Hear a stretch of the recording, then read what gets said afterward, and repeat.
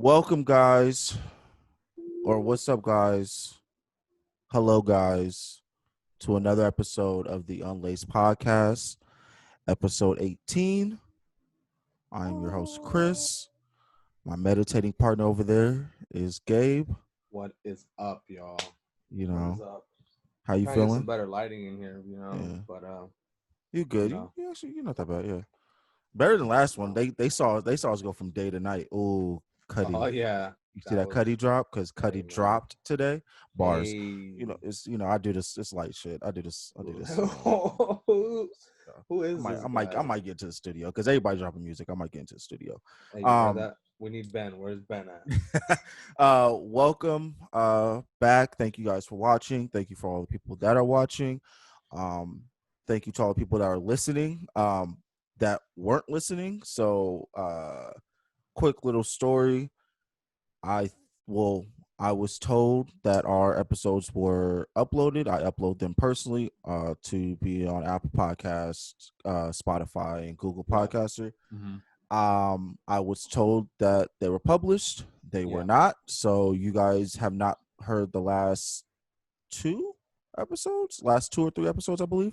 Um, and so hopefully when you hear this one, you will hear this one on your streaming platform of choice. Hey. I've contacted the company. They are in the UK, so that is an issue, but we got through it. In the I UK. apologize. We are a In the UK. we're working. We In the we work UK. to everything comes at us and we try to handle it when it happens. With that being said, thank you guys for joining us. You can listen to us on Apple Podcasts, Spotify, Google Podcasts, or you can watch us on YouTube if you would like to see our beautiful faces because we are gorgeous, of course. YouTube. Um, This if is you, true. He's yeah, not lying. or you could go to our website, unlaced.family, and watch our episodes, as well as get some great Unlaced merch if you like. I think we True. we are what two? We only have what two sizes in shirts left. We have Vintage Gold, I believe, still has I one think medium. I think Agave has I think two sizes left, the blue one, Hmm. and then Vintage Gold, the yellow one. I think has all sizes left, or I think No, no, they've sold out. medium is sold out, and I think 2X is sold out. Yeah, And then with the three that are remaining, there's about two, I yeah. think, There's not that per much left size. of. Yeah. Yeah, Yeah. So yeah. hop So on that. If you haven't cop, please cop. Make sure that you do that. Because I don't want currently to free shipping on the site on all orders. No free code shipping, needed. guys. Free Mm-hmm. shipping. I don't want you guys hitting me up. I don't want you guys hitting Gabe up. No, we don't have any extras. So get it Copy. now. Once they're sold out, when it says sold out, it's sold out. I Gone, apologize. does not come back. You know, Or don't. maybe one day I was thinking like, when we're like massively huge, Yeah, we yeah. might we might have like a Virgil Abloh esque the 10 collection. Mm. I'm just saying. It's Well, a crazy idea I have further down because the we're line. still small. We're still small. So people, Yeah. when they see us, they're gonna be like, "Yo, when did that shirt drop?" And it's gonna be like, We're "Well, gonna be like, well, well, you was a support." No, we've been around for like 10 years we've been now. here. We've been here. We would tell y'all. Y'all just didn't want to listen at the We time. don't That's want to your fault, cop. not mine. But yeah, yeah. So yeah, please cop now. Whatever sizes are left. Get you a size. Get your kid a size. We Get do have youth. Yeah. yeah. And then youth, same thing. We have, I think, one or two per size, and that's it. Yeah. So make sure you get that because yeah, just support. Why not? If you're watching, you're supporting, but also support because all this And you're gonna look helps fresh, every. yo. Yeah, you see how You cute I look right you now. gonna look. I look. I wore that shirt yesterday. Actually, I was I out there look. in my Joe Exotic. Oh yeah. Oh yeah, I saw that. Yeah, I saw the. I Yeah, I have saw my the. trees on, but yeah, Yeah, dude, that shirt is fire, man. yeah, I really want to bring that logo back in different colors. yeah. That I. I'm just saying because me. I'm the layer. I'm the layer king. So when it starts getting cold again, you know, We might need some fall retro basic crew neck. Oh no, you you know, know. Yeah, but yeah, so thank you possibilities are guys for endless. supporting episode 18. How are you doing, Gabe? How are I'm you feeling? I'm good, man. I'm sorry if you guys see me on my phone or off to the side. Trying to lock in this last order because we've been going back and forth for the last 3 days trying to source our garments because a lot of them were sold out. Mm. A lot of colors were sold out. A lot of sizes were sold out. So we ended up just going with two colors that were part of like our top 4 or 5.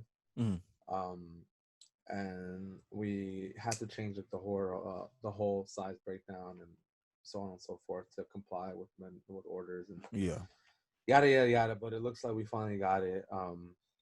Typically is the part where I was showing on the screen, but yeah, can't really do that right now. Mm-mm. So, Mm-mm. but Mm-mm. But yeah, but I can I speaking. can I can Oh, what? I can send it to you real quick so you can get a Oh, glimpse of it. exclusive. I get the exclusives. Yeah, I You already know know.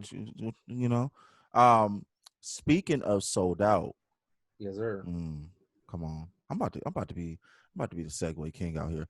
Speaking of sold out, there was a story. So there has been some time that's passed in between. Mm-hmm. Um, and we have gotten some stories. We have gotten some updates on stories, and we have gotten Yes. some stories that still confuse us.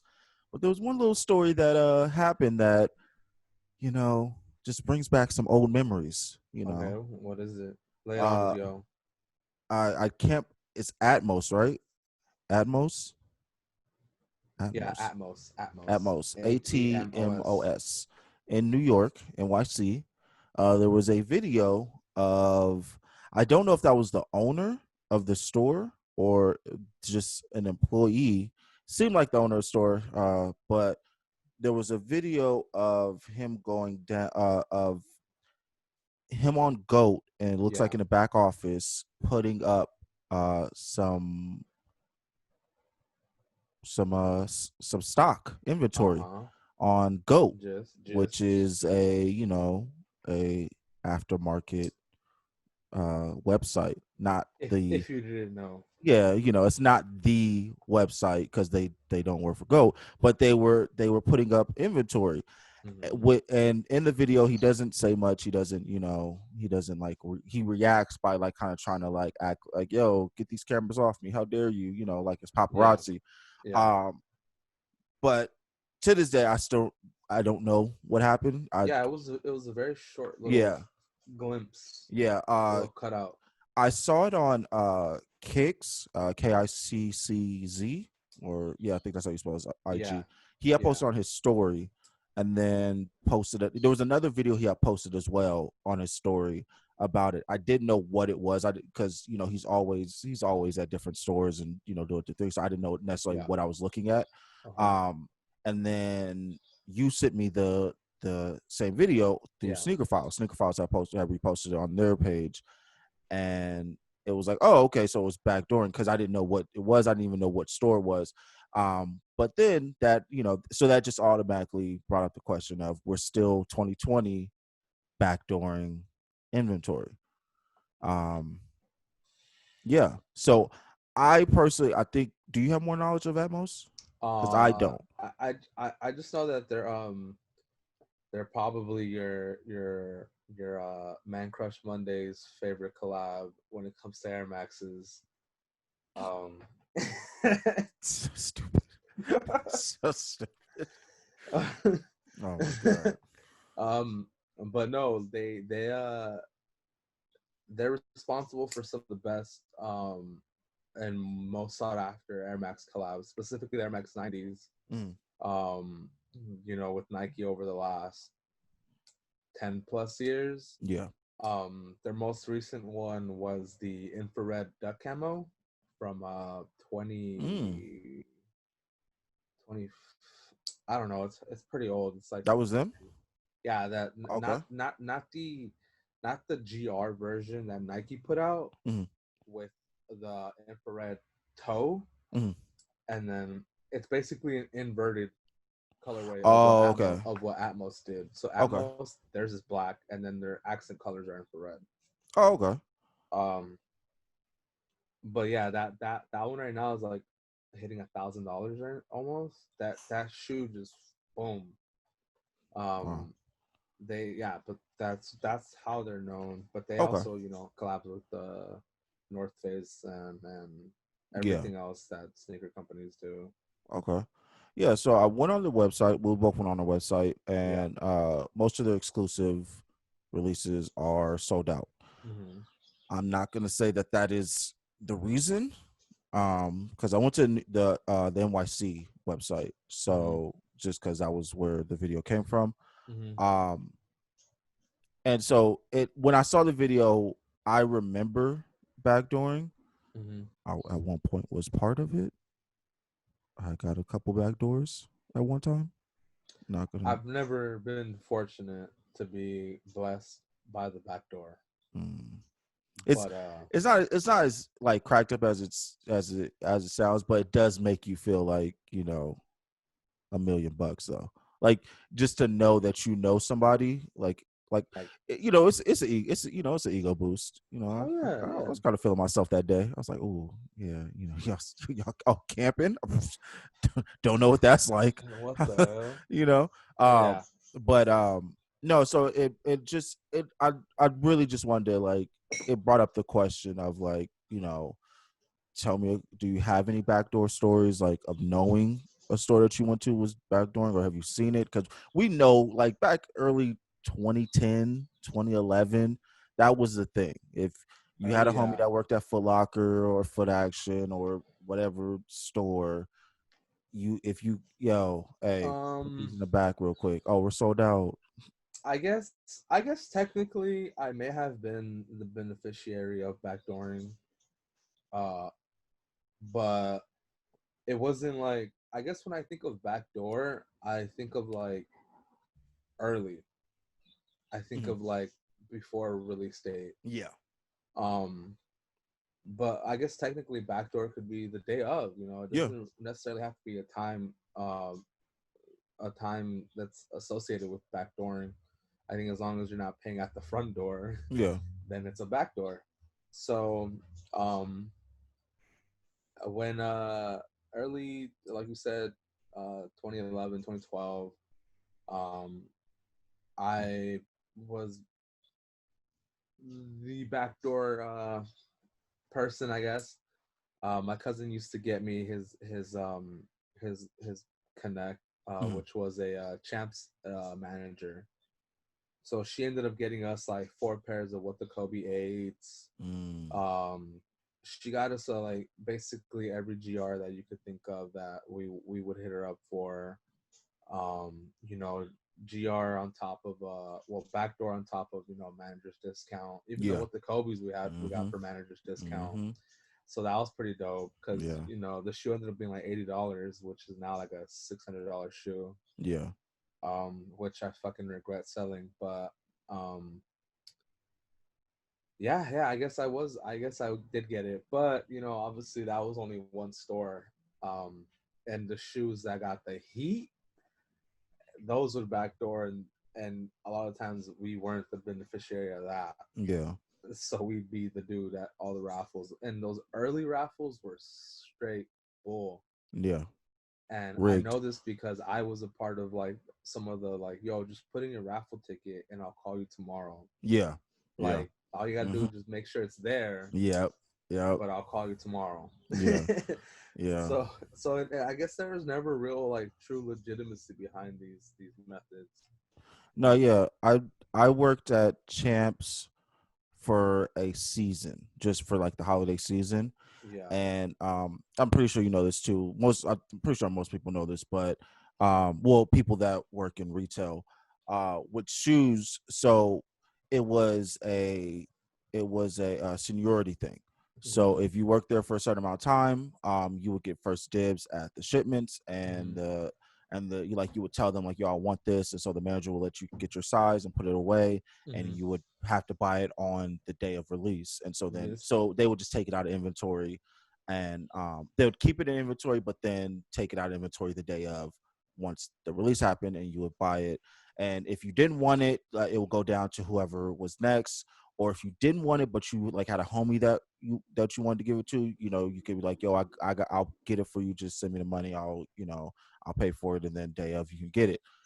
that was the thing. That I, you know, my homie Q, who I think still works at Champs, if I'm not mistaken. Mm. Um, he was Yo, the hey, he yo, Q. yeah. I'm We trying to need get him on it. the show. I am trying to get him on the show because I We wanted to talk. need it, Yeah, fam. but he was definitely he like that was how like me when he got technically he got me the job anyway. So but he was like yeah, that was the thing. Yeah, Um, so that was how you would see a lot of people, from Foot Action, because Champs, Foot Action, Foot Locker, all those are technically under the same umbrella. yeah, And so you would see the other stores and like the dudes would, some dudes were not like very low key about it because they would yeah. just, and then it would depend on a store. So like our stores, nah, we don't. They release days when you get them. Mm, Other stores, I can't speak for the people that were there because I don't know them, but I know that I saw some people walking with the boxes to the car beforehand. hmm. That That was the was the thing. thing. If you were either a manager or you were like close to the manager enough to that point, they would turn a blind eye and all that stuff. And but they of course figured out a way to do it without mess up their contract or anything like that. Yeah. Um, but it was the same at I I remember at when I was working at the Attic. Yo, RIP to the Attic. Man, I love that store. That was my store. But the Attic in Alhambra, there would be dudes that would come, and I don't know if this was direct result to backdooring, but I believe it was, Hmm. because me and you should remember shipments used to get to stores a week before, Hmm. sometimes a little bit earlier than that, Hmm. and they would just have it in the bag and just wait till the release day. Hmm. And so that was when a lot of backdooring was happening, because they would have it for 7-8 days before it's supposed to release. So people would just be oh, I already got them, and taking pictures of them and all that stuff. Yeah. And then Nike and Jordan, when that became when they started, they basically did like a whole sweep on contracts for people, because all these backdoors were happening at like little mom and pop shops, just like that. They Hmm. started sending out the shipments, and they would arrive that Thursday. So Yeah. they were released either on Friday or Saturday, but the shipment will come in on Thursday, Yeah. like Thursday night. And so to kind of prevent people from being able to sell them ahead of time, Yeah. because they were, you Nike didn't want to have people call, yo, I went to the store and they didn't have any available. And it's like, what? We sent them 100 pair. And it's like, oh, because they were selling them, a week Backdoor. before. And Yeah. when it came to, the only thing that was left were size 8s and, youth sizes or whatever. Um, but that was at the Attic. That was the same thing at the Attic. The Attic was very strict on shipments. Like only managers and only managers could mess with the shipments. So they would come in. We kind of knew what boxes were which. So as soon as Hmm. that box came in, don't touch that box. That box is Hmm. not you don't mess with that box. None of that. Like the manager goes, he will go into the back room, he would do it himself. He would do the whole inventory for that shipment himself, Hmm. because they didn't want, because this was around when Nike was pulling contracts from everybody. So they were like, we don't want to be associated with none of that. Okay. And that's where you had a lot but like you had stores where, because I had dudes come to the Attic and be like, yo, I'll give you this, because shoes will retail for like 200 or whatever. Yeah. And dude will be like, yo, I'll give you 350 right now Do for you the think? shoe. Do you think that was a lot of it came? A lot of that happened because they were next door to a consignment store. uh So you get oh like yeah, you get the Soul Stage, traffic. yeah. Yeah, you get the traffic of regular foot traffic, and then you also get the traffic that comes because of that consignment store. That all of a sudden, those people that went there to spend money are willing to also spend that same money at this shoe store, aka offering more than retail for the shoe, So since this they're is already all willing. yeah, so this is all speculation. I want you guys to like, anything I say after this point is all speculation, because I'm not I don't need y'all coming back to be like, yo, Chris said that. Nah, He I said will for the say this record, though. off the record. I will say this. I will say this completely. Hmm. Because we have talked about this on the show. Soul Stage is owned by a different person now. They Hmm. are not under the same management. When I was working at the Attic, when they Yeah, were. because I know them.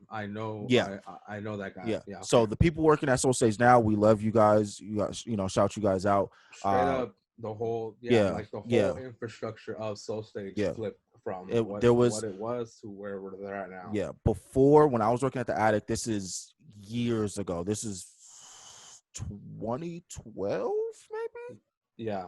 2012, maybe, I think. Um, so totally different staff, totally different management than what is current. The current management is awesome. Everybody there is dope. Shout Mm-hmm. them out. Go to Soul Stage, get a cop, whatever. But when I was working at the attic, Soul Stage had opened up in Alhambra, right next door, Mm-hmm. and the dude that was running it would you if you if you knew what he looked like, you would probably have seen him at the mall with like 100 No, shoe boxes in his hand. I've sold to him. Yeah. And so Mm-hmm. he was always at the mall. He was, he was always getting shipments. So people would go to Soul Stage, which was next door, and ask him, yo, do you guys have whatever was coming out that weekend? And sometimes he would have them, sometimes he wouldn't. But of course, he's a consignment store, so he's selling them for resale, not Yeah. for retail. And if he didn't have them, I am I am 90% sure he would tell people to come to our store, to the attic, which was literally right next door. Uh-huh. Because there were people that would go, I would see them because I'd be like outside, whatever. And I would see them walk in there and then walk out with nothing, but walk right into our store. And then they wouldn't look at anything. All they would ask is, yo, are you guys selling these? And I'd be like, yep, they come out tomorrow. Yo, I'll give you X amount of dollars if, can I get them now? It's like that. And they wouldn't come like during the day. They would come like toward like maybe like an hour before we close and be like, yo, I like one dude, like I one day I was working by myself while I was closing, Yeah. and it wasn't like, it was just, I just happened to be closing by myself, but my manager was gonna come back and help clean up and everything. Mm-hmm. And this dude comes in, and I wish I could remember the shoe that was dropping because I really, it was funny. He comes up and he's like, yo, you guys selling these? And I was like, yeah, they'll come out tomorrow. I think we were doing raffles at the time. And I was like, yeah, you could buy. Oh yeah, we were. I was like, you could buy a raffle. And then if you spent a certain amount on anything else, In or storage, you'd get another one. you'll get a certain amount of I raffles. remember And I used to not do that part of the raffle. yeah, a lot of people did. Like Yeah. because I would like, what I used to do was I used to just tell people like, yo, if you get this, like you can get that. Like there was like stuff that you could buy that Yeah, wasn't like like super stuff that made expensive. exactly, yeah, Yeah, stuff that were practical that you would actually, exactly. And yeah. because like they would like, it would be like, oh, if you got a shoe, you would probably get like 2 extra raffle tickets. But if you bought like a shirt, you probably get 1. But I was like, yo, we got $20 shirts that if you spend $20, you get an extra raffle. Like just get a $20 shirt, like it's no thing. Yeah. And like dudes were like coming in offering like $300-400 for the shoe. I'm like, Joe, just spend that on the extra money on some stuff, and you'll get like, we don't get enough people doing the raffles. Like rarely do we get enough people. Like there was only like 2 releases where we had like a full pack store for a raffle. Yeah. Everywhere, like everything else, if you had 2 extra tickets, you would have been straight. Like you would have been perfectly fine. Yeah. But I was working, and I was, he was like, yo, do you have this? I was like, nah, but like we're doing a raffle. If you buy this, this, and this, you can get an extra ticket. And he's like, he's like, what if I give you 250? And I'm like, nah, I can't do it. And he's like, 300. And I'm like, nah, I can't do it. He's like, bro, 350. And I'm like, bro, I can't, like, I don't. And we like, our practice was, we used to tell him like, we don't have them yet. We get them in the morning. Like they don't come to this store because that wasn't the main store anyway. The store in Buena Park was the main store. Main one, yeah. So we used to just tell people, Buena Park gets all the shipments and they bring them to us in the morning. Because at sometimes they would load up a truck and they would bring, like, in just like a regular SUV, some of the stuff that they had extras of, or if it wasn't sent to us, they would do the inventory for it for all the stores, and then just load up an SUV and bring it to the store, and then we would stock our inventory for it. And since it was already counted and everything like that, all we had to do was put it up. Yeah. And I used to just tell people, yo, we don't have the shoes here. And he was like, bro, come on, I'll give you 400 right now. Like that's I think he was like that's $200 extra in your pocket, like that, you like, just to. And I was like, nah, trust me, it was hard to turn down $200 for a shoe. But I love the Attic so much, and I love my job. Like that I love working there, that I wasn't going to jeopardize their contract for somebody giving me $200. But like I said, I'm 90% sure that the people at Soul Stage around that time were sending them to our store, because we used to get them every time a release came. And it wasn't like, oh, one or two people every other release. Every release, we would have people coming straight to our store saying, yo, I'll give you this for this. And so I'm thinking that they would send them to our store because they knew that we got the shipments, because they could see when the trucks would pull up, like, because our back doors are literally right next to each other. Yeah. But I think that they were seeing when our shipments would come in, and then if people were asking for the shoes, they would ask us.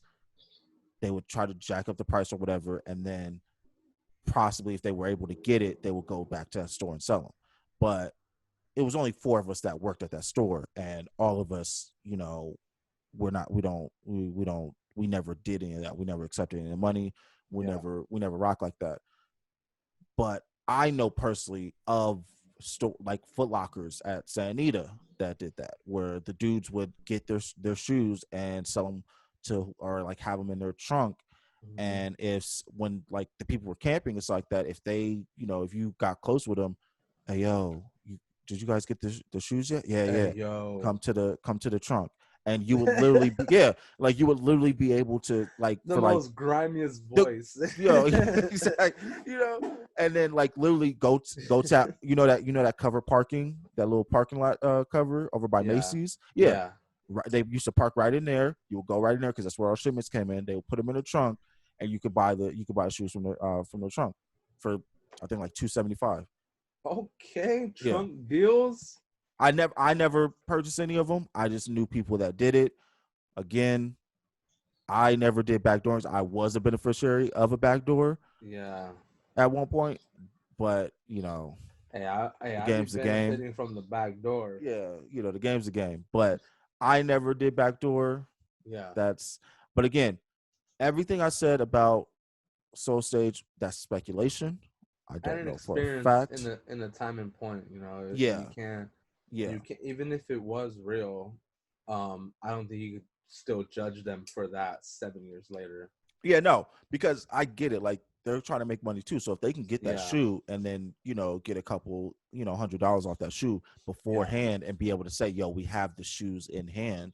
Yeah. Yeah, because that saves them time for searching stores that people didn't pick up their shoes from the raffle and stuff, which was a lot. Like, Yeah, you would imagine you just have to just hit them all up. yeah, And take what you can. this, you did it. Like, you were the king of that. Like, you were the king of hunting. And like, people, like, one thing I want you guys to understand, Gabe, no matter what he tells you, no matter what he tells you, because today, what do I tell the people, bro? Tell me hear this. What do I tell people today, you can't, like, it's rare that you can go to a release that has a raffle and find people that don't pick up their shoes. It's very rare. Yeah. 7 years ago, it was common, because people would put in a bunch of raffles, and a lot of times the raffles were free. So they would just be going to different stores, putting in raffles, and maybe they didn't live close by, or maybe they didn't, whatever the situation was. Or they won more than one, but only picked up one pair. Exactly. And so people would go to, like, Santa Anita, and then go to Glendale Galleria, and then go to Montebello, and then go to, Beverly Center, and do all these raffles. And maybe they might hit on one of the raffles close to their house. They would leave whatever they had at the other malls, just to whatever, because they're not going to go. They already got the shoe. Or, we know back then a lot of people would buy shoes that they couldn't afford. So, they just got them. And if they couldn't resell them, they would bring them back to return them and get their money back. But that's a whole different conversation, because, yeah.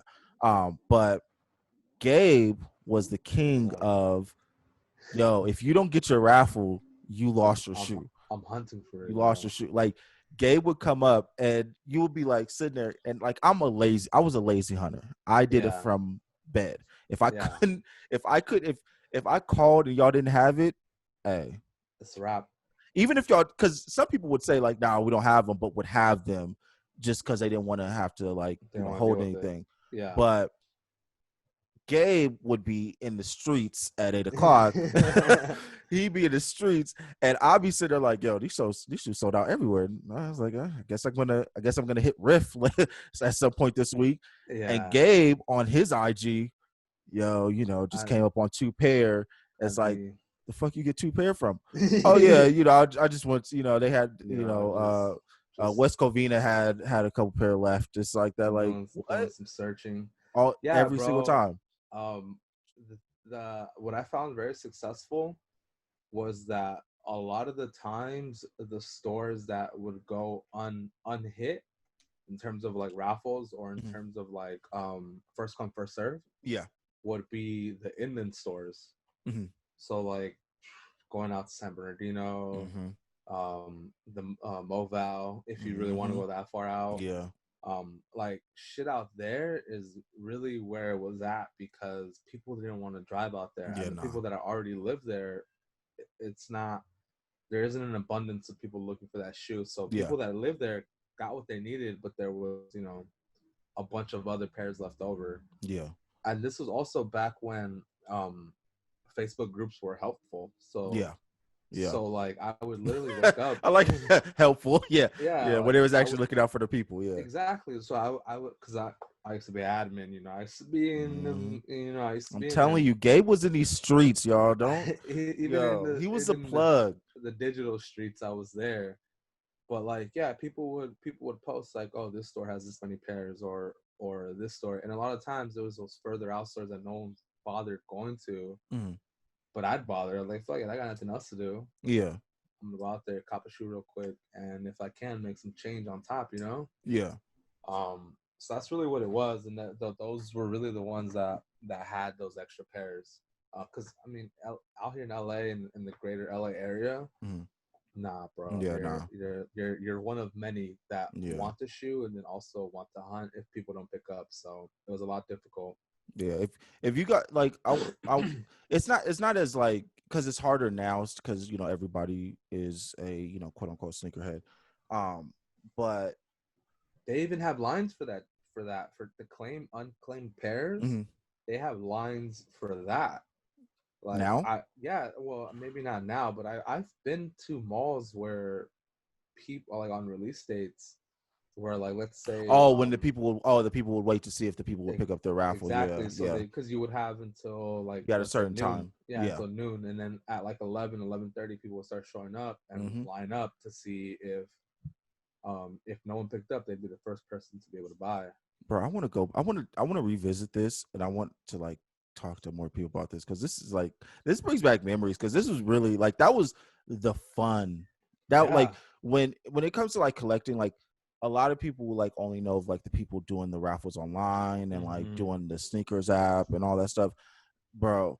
As much as There's I complain, like I didn't camp as much because I wasn't like hmm I just wasn't into it. Like it's just hmm never I never wanted anything that bad. The only thing I ever wanted that bad that I actually camped for was the Space Jams. That was the only hmm time. That was literally yeah. the only time I actually like legit camped for a shoe. But other than that, I would kind of just wait and see. And hmm then as you know, I would hit you up like, yo, so what spots had them? Did you Yeah. get extra pair? Yeah. What's going on? No, I did Yeah. not.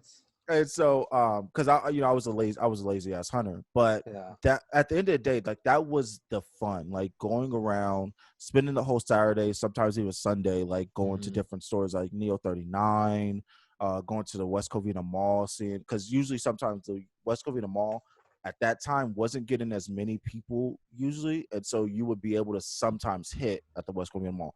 You weren't hitting that Santa Anita, you weren't hitting that Glendale Galleria, but West Covina Mall was kind of like that, maybe depending on what it was, kind of thing. Hmm.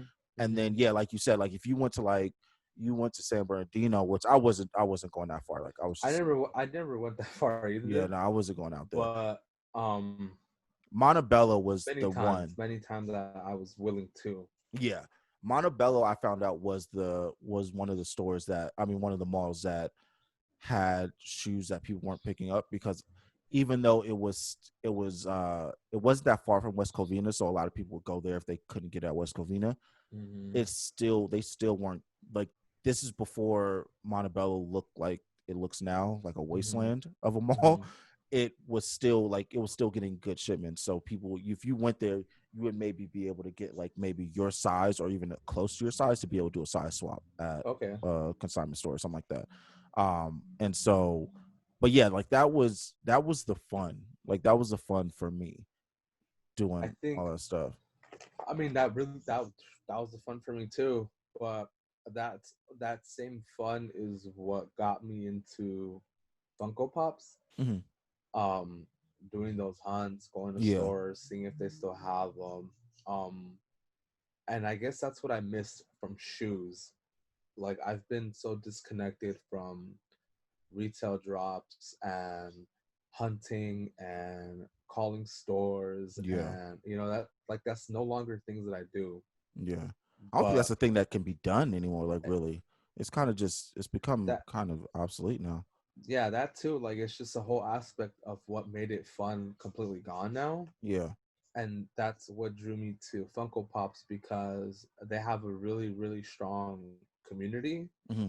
but they're still growing. It's crazy. They're like 7, 8 years in the game, Hmm. but they're just now hitting like a new peak. And Yeah. there's collectors in there that are coming from this shoe game. There's bots now. Like Hmm. there's legit bots, bro. They crash websites. Companies have to make statements like, "Oh, we had to cancel because of bots." Yeah. Yeah, like it's literally sneaker influences. I can see them being applied to the Funko game, and OG collectors are like, "Man, I hate resellers. I hate flippers," and I'm just like, "Man, yeah, I don't even know how much Yeah. worse it's about to get." It's like, and that's the crazy. Like, you can like for something like that. Like, I'm not like big into Funko Pops. Like, I just like kind of like what I like. But Yeah, like seeing how people are treating it, like you said, like it is starting to mirror the sneaker game. Like, it's starting to mirror exactly what we and went through and when we were younger. And then yeah, a lot of those people cross over. A lot of people that do like shoes just so happen to like Funko Pops. yeah, It's a pop culture thing, and they go like right now they're honestly almost going hand in hand. yeah, There's so many people I see on Instagram that are into shoes, and then you start going through their feed, and like their rooms have little small Funko collections. yeah, Some of them have bigger ones than others, but they're like they're saying Funko saying is like everyone has an interest in something or something like that. yeah, Everyone is a fan of something. There you go. yeah. So like it's fucking true. They have one for everything, and once they suck you in, you're part of it. Man, man, I that is, man, that's funny that's like the how history can repeat itself, and then especially in a different medium itself, like different, like Mm-hmm. a whole different collection. Mm-hmm. um yeah, it's It's really just all about the money, right, guys? yeah, At the end of the day, if something makes money, it's gonna it will, attract yeah, people. it's gonna, like, of course, so people see where like see where the money goes. You're gonna see the same thing that we see now, where there's gonna be apps that to Mm. I buy mean, stuff, and StockX has bought yeah, those for they have the resale. collections, yeah. Yeah. I mean, I'm not gonna lie. I bought a pop on StockX. Mm. It was at the time someone took my offer. It was $180, and I thought that was fucking astronomical for me to even offer. Hmm. And I felt so bad when that person took that bid. I was like, "What am I doing? What? Who am I becoming? Like Who what?" am I becoming? Exactly, dude. So long story short, my pop gets to StockX, and apparently StockX says it was fake, and they declined it. Hmm. They sent it back. But looking back on it, it's so upsetting, and I wish I would have got that pop, because Yeah, now it's a $700 pop. Yeah. So like it's literally some of these blow ups, bro, happen within weeks, happen within days. mhm. I have a $15 pop that is now almost $500. Oh wow. Yeah, like I want to see how much my Loki Venom one is. $35, and it's actually one that I really really need, because You're not getting it. I'm sorry. I have the whole, not the whole set of those, but there's a bunch of them, and I have maybe like 10 of them, Mm. and it's one of my favorite lines. and every time I see that one for sale, it's gone within like 5 minutes. That shit looks beautiful. It's dope, Hold dude. on, let me. I'm gonna grab it. I'm gonna grab it because Yeah, do this shit is fire. it. I got this. Where what was this? L.A. Comic Con. Sheesh, hold on. Oh yeah, huh? Yeah, I forgot about that, I got. bro. I'm telling you, like that stuff is hard when every time it goes up for sale, it just flies. Okay, so the only thing I went there for, Gabe knows. The only thing I went there for, and I posted this. It's all dusty and stuff. Is my Sasuke one. That was the only thing I went for. Mm-hmm. And you see a nice little. Anyways, yeah. So I wanted the Sasuke one because I love Sasuke with his curse mark because that's just fire.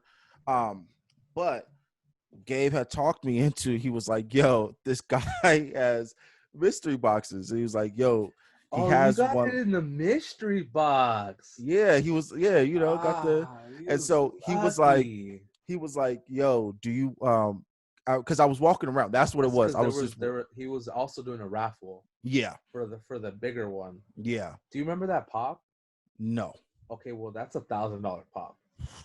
Oh yeah, I remember that chick won it. Yeah, it was a girl. Yeah. Yeah, she won. But yeah, I remember yeah, so I'm walking around because at this point I'm good. Like I got what I Yeah, wanted. So I'm yeah, like just walking around. And Gabe was like, yo, this guy has he has one mystery box left, but I could see that he has others. So yeah, pick which one. And so the Gabe luckily was like, yo, I saw which ones he pulled out from the bag. Those two top ones are the ones he pulled out from the bag. yeah, So you should probably try one of those because those might be a limited. So yeah, I picked it, I got it, and this is what I got. yeah. The Venomized Loki, and it's crazy because you see that sticker, the special edition sticker. yeah. Okay, so that sticker comes on all of the Oh shit. exclusives, but all of the exclusives that are sold overseas. Mm. So that one in the US market is a Target exclusive. Oh, okay. But the one you have is an overseas Venomized Loki, so it comes with that sticker instead. And in some cases, like on Mercari, that special edition sticker makes a difference. Yeah. So regularly, that's a $35 pop. On Mercari, you could probably get like $50 for Yeah. And it stays in the mystery box. it. Yeah, Mercari, bro. In the last week, I've sold about 10 pops on there. Oh yeah, I seen. Oh, yeah, I seen you. I literally just sold another one right now. That's why. And yeah, it's very nice. It's nice. Yeah, that one It is got some nice cheese in that app right now. Okay. that one is my the Sasuke one is my favorite, of course. Mhm. But yeah, that one is it's just funny how I got that one. I don't think I'll ever get rid of it just because of how I got it. It was kind of just funny that was the one I got. Yeah. Because it's actually like it's really dope. Like I actually really like it because I do like Venom and I do like Loki. So yeah, I'm It's content. a that whole line is a dope concept. It's cool. I like it. Yeah, It's yeah. basically just taking characters and venomizing them and just adding those characteristics of Venom onto that character. Okay. It's pretty dope. Well. Speaking of What up, bro? Lay it on me. adding and subtracting, Mm-hmm. come on, segment king, segue king. Let's go. So let's see. Let's see. The Adding and gap, subtracting. the gap. I like that because now I see how it's an add and a subtract. Okay. So this story, I will say, I'm gonna say up front because it's going to be very vague because I don't know much about it. And I don't think anyone does for that Yeah, matter. we So try. don't. We Yeah, act it's not because just if you us. yeah, if as you guys notice, we have been upping our journalism skills. So Mhm. we've been giving you guys actual facts and articles and stuff like that. Mhm. Um, I'm gonna get his name because Yeah, I only say it because by while his you do that, I only say his we first name. did.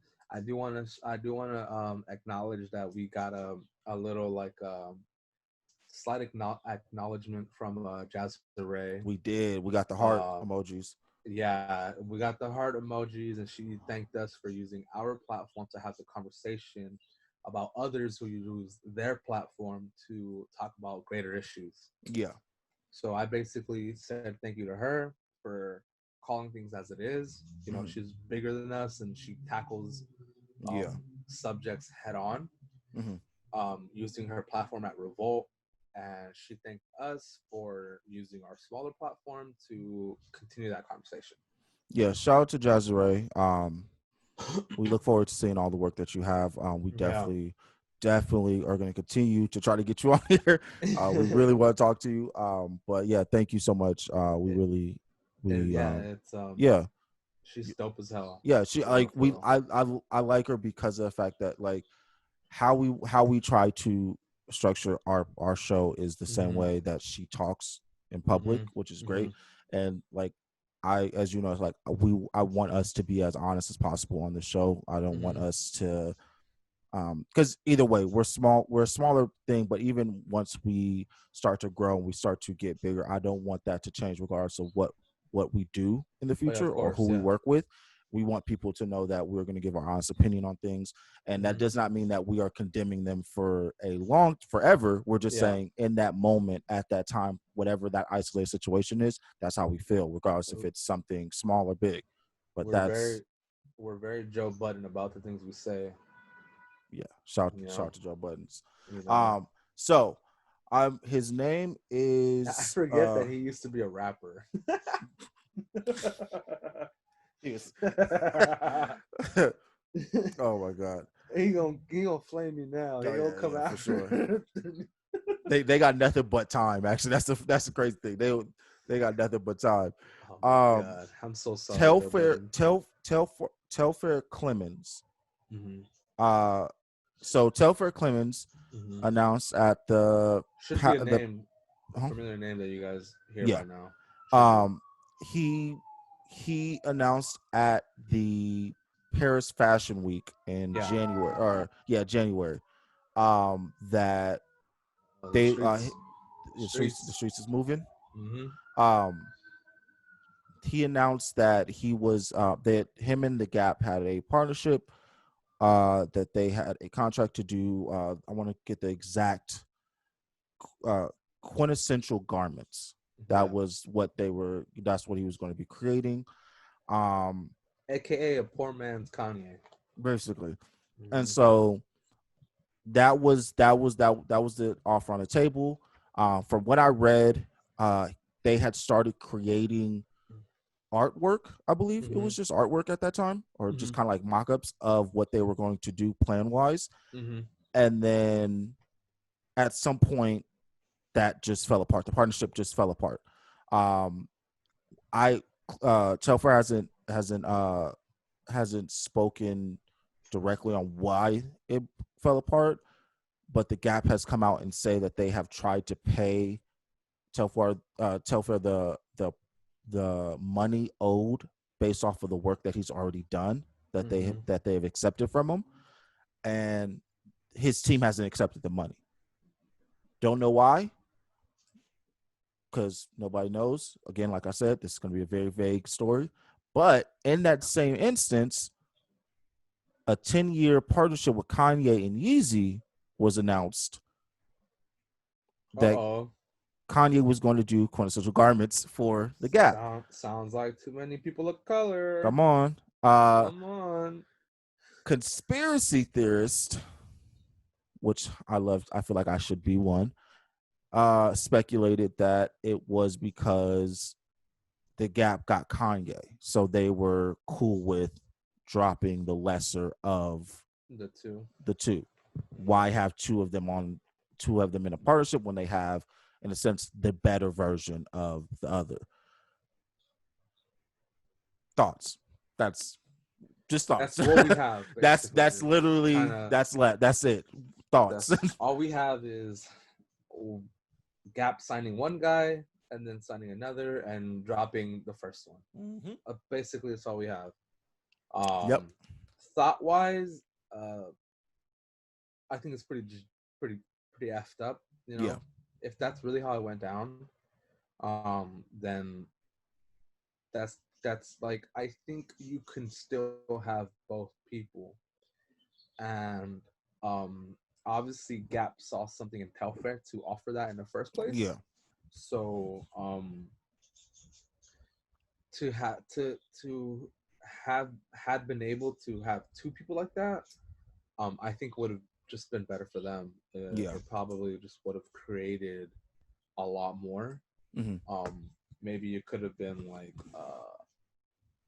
a an upscale version through Yeezy, and then like Hmm. a more uh, cost efficient, cost friendly version through Telfair.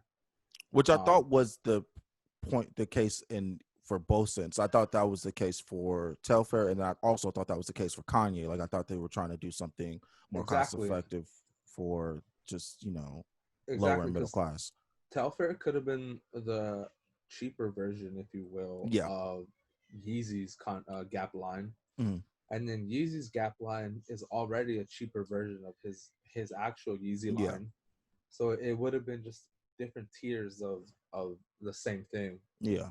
Um, so that's what I would have imagined happened, but that's not what they're doing, Nope. and um, it's just messy.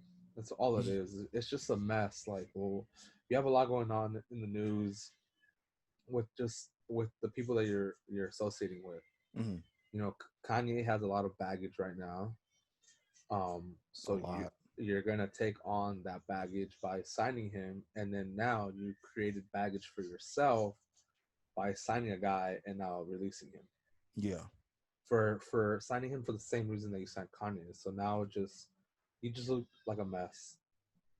Um, Overall, though, I guess it's a good look for the people who want to have that Yeezy line and can't afford it, or Yeah. rather not afford it. Hmm. Um, so yeah, I mean, it's unfortunate that someone does get the short end of the stick, Yeah. but overall, I mean, if this brings a cheaper, cost efficient alternative to the masses, then I guess the masses over at the end of the day get the benefit of this. Yeah. I think Gap sees it as a win-win on their end, Yeah, regardless. yeah. Um, Unfortunately, yeah, like you said, one person loses in this situation. Mm, Telfair. mm. Uh, so yeah, it's it's the I mean, cost but of business. it doesn't say anything bad about him though. I mean, No. dude, if you're a guy and you go to a job interview and you say, "Well, I had a job, but I lost to Kanye." Like, you know what? Yeah. Yeah. Nobody's faulting you at No that one's point. gonna Yeah. get mad at you for losing Yeah. your job to Kanye. Like, it's But okay. I'm sure, like I know, like with this whole pandemic thing happening, I know that it probably slowed up any offers to take after the fact because Oh, for nobody sure. knows exactly when this is going to end. But I hope that once this does, end, he's able. I'm pretty sure that the offers are on the table because that's not because that is something big to announce at Paris Fashion Week. Yo, Oh, it's massive. Me and Gap are going to be working together. So I'm Hmm. pretty sure once brands found out that that didn't go through and they got Kanye, um, I'm pretty sure other brands are gonna be like, oh well, yeah, We'll take Telfair. we'll take whatever you're trying to do. Yeah. So hopefully, And at the end maybe of the that's what it situation, is. Maybe hmm, that's what it is, and maybe that's why they haven't accepted payment, because once they do, they know that those rights of whatever they're receiving go to Gap, yeah, and maybe he's shopping those same things elsewhere yeah. before he takes that Gap money. True, because I know that I'm not mistaken. If I'm not mistaken, if he doesn't accept the money, they can't use anything Yeah, I at mean that that. point because he's done it. Because they were working together, like he was creating Mhm. already. They Mhm. just had not put anything into production. From what I read, they didn't put anything Mhm. into production. Yeah. Nothing was created. They had just put up like they had sample work that was created, and the Gap was trying to pay him for the sample work that his team had already done. Mhm. And they have not been able to get in contact with him to be able for him to accept that money. Um, from what I've tried to find out more, and Um, he hasn't said why he hasn't accepted it, but I'm guessing, like you said, is that probably the reason? Like they don't want to, it's a good, you know, alternative, or a good idea or what maybe he he wants may to be take it to the doing. other company, yeah. So he doesn't want to Uh, accept it, that I would say so. yeah. Come on, player. I need some more light in here. That's why. There you go. Um, Fuck. What was I at? I'm surprised that, or maybe we'll see in the future, Kanye move up from Gap to Banana Republic. Mhm. because they're already the fancier version of Gap, Yeah. or they're all in the same family. Nice Um, little pipeline for and sure. maybe Telfair goes to Old Navy. Who knows? Yeah. But there's Ooh. I I mean, show a cop. yeah, Old Navy makes some quality clothes. some of my favorite jackets are Old Navy. So Yeah. I love their outerwear. I've been meaning to find a some sort of my fitment for my underoos, for Mhm. my bottoms on them. Not my underoos, my bottoms. Underoos is chonies. You know, Yeah. I don't need help there. I don't need help there. What I'm saying is, they got some fire like pants and stuff. Every time I go in there, they got some fire khakis, some fire Yeah. cargos. I just don't know what I wear. I always miss their flannel sales every time. True. Every time I go, they have some dope flannels, and I always miss them. And I end up looking at size small and 3XL, and it's like every time. This year though, not missing it. You gonna be there? I'm not missing it. You gonna be there for the turkey sales? I'm there. I'm For the turkey I, sales. I, well, hopefully, so if things are open, yeah. Uh, At that point, we're gonna have to wait for Cyber Monday. yeah, because right now, if we shut down again, we might go into quarantine for another 2 months, like the first time. Mm-hmm. So that's gonna put us in September, October. Mm-hmm. Um, But even then, I don't even want to do Black Friday at that point because people are gonna be itching to get out. oh yeah, At I'm that not trying point, to be out there in the that's masses, bro. people are gonna get trampled. They I'm, already get I'm, trampled, but they're definitely gonna get trampled this time. I'm staying at home. Thank you very much. Yeah, Cyber Monday, hit me up. I got y'all. Let's go. Yeah. But yeah, so that's it on that story. Yeah, If there's more that comes out, let us you know. know, You know, as of right if now, there's really nothing because nothing's if you're open. So what's listening the point? and you Yeah. work at Gap, holla at us. Yeah. Yeah. And so I What's don't good, really bro? have a stepping down point. I don't have a segue for this one. Mm-hmm. Just complex. I mean, oh no, sorry, Adidas. Sorry, Adidas. Okay, I see what you did Adidas. there. Adidas. Oh, I did. Oh, That was I it. missed it. I missed it, but I'm gonna try it anyway. So act like y'all didn't hear anything like that. So Mm-hmm. speaking of Kanye and Yeezy, Mm-hmm. Adidas back in the news. Mm-hmm. There it is. No, Eh. no. If I would I have called it was. the first time, I'm sure I would have made it I better. think. I think the way you said Adidas 3 times, I was like, oh, this. They got 3 stripes, 3 Adidas, See, I and didn't even think. he's only saying Adidas But because there's some this is foul why play. me and you work so well Yeah, because you caught it. yeah, I didn't catch it. I didn't even catch it. yeah. You just caught That's you what I thought was you happening. you picked up my fumble. It's Yeah, cool. you know what it Uh, is. yeah. So Yeah. But next time you gotta go with that tuck rule, bro. Don't be fumbling out yeah. here. No, I got it. I got it. I got to keep it. Speaking of fumbles, Fumbles. shout out to Cam Newton. uh, what No, is I'm good, happy about that. Cam? I'm What is happy about good, Cam. Cam? I'm happy about Cam. Yeah. We're winning a Super Bowl, Cam. We are winning a bowl. I hope Cam wins the Super Bowl. We're putting the ring on that finger, bro. I want, you know what I want? I want Cam to win a Super Bowl in New England, and then I want them to have their Super Bowl parade in Carolina. I'm just saying. I'm like, if we gonna keep it 100, that's what I want to happen. I think that's just deeper rooted hatred. Nah, Towards. I'm gonna tell y'all now. I'm gonna tell y'all this now because I don't think I've told you guys on this show yet. That's the org, yeah. The org messed one up. Cam Newton, the coaches said, "Yo, we want Cam. I can't wait to work with Cam." Cam was like, "I want to win a chip in Carolina. Carolina is my home.